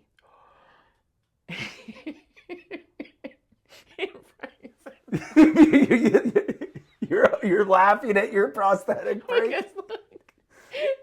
And I didn't have anything. We didn't know how I was going to maneuver around. So I said, you have to go get Mama, you know, and let her know what's going on. So I took my leg off and set it in a buggy, and I was holding on to the buggy, and like all these people coming in seeing a leg. And how old were you? I was probably about 9. Oh my gosh! And you were by yourself? I was with my cousin, but yeah, I was waiting at the buggy with her. Can you imagine like seeing that with like a leg? Can you imagine what people are thinking? A one-legged person with a leg in the buggy. Yes, because I mean, I'm sure I probably had like either shorts or I don't really know what the clothes that I had on, but just to know that the. Now, was in that moment, was that like traumatizing to you? Were you like, oh my gosh, or were you just like, hey, this is part of life, man? I don't honestly remember.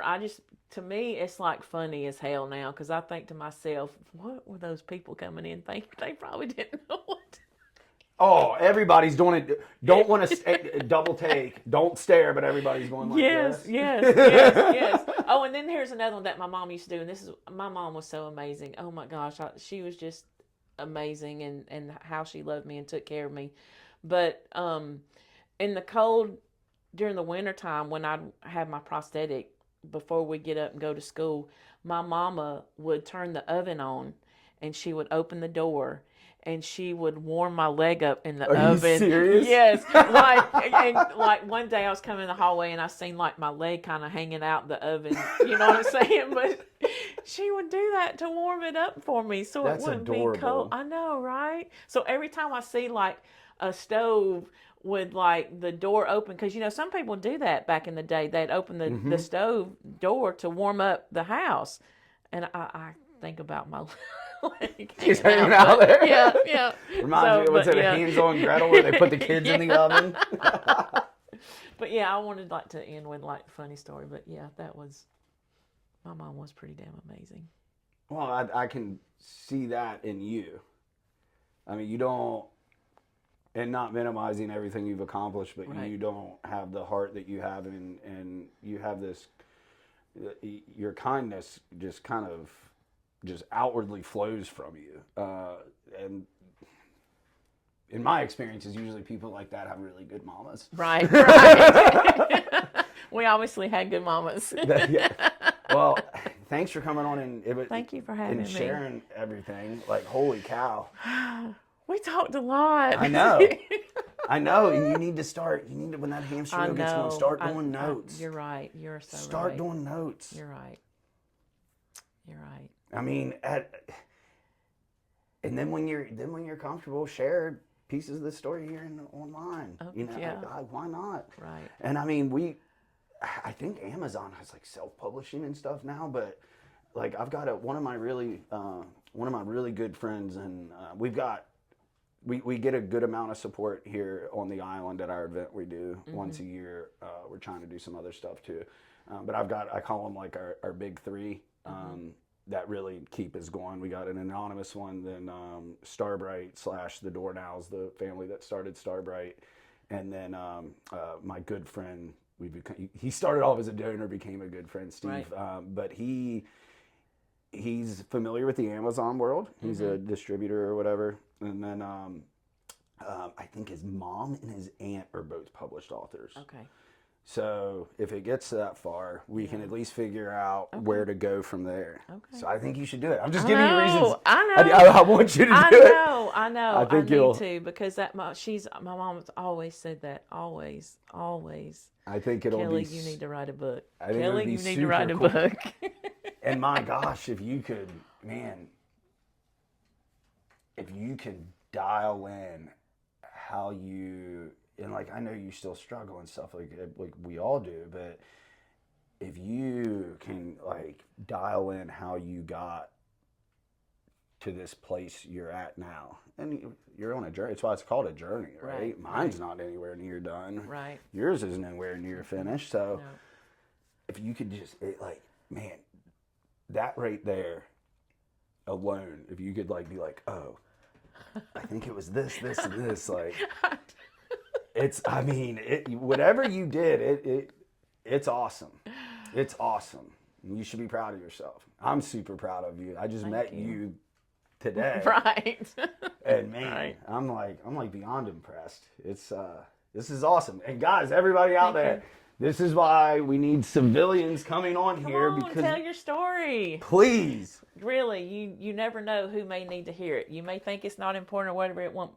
But it is important. It's very important. Everybody's story is important, and it even might make you feel a little bit better. Exactly. I do. I really do feel better. It's crazy. And it makes me happy. All right. So this is like therapy. It essentially is. Yes. Really? Because if you think about it, you sat here and talked about things that really bothered you. Yeah. We talked about some coping mechanisms. We talked about alternative treatments. Right. See? We did. It's just with a long-haired dude with no education and no... I don't know how much advice I would take from me, but I do love to listen, man, and I love hearing everybody's stories. So thank you so much. Thank you for having me. I appreciate it so much. Thank you so much. And we're gonna get you all the info on stuff. Okay. And then oh my gosh, I'm sorry it was so long. Why are you sorry? Look, sweetie, that's one thing I work out of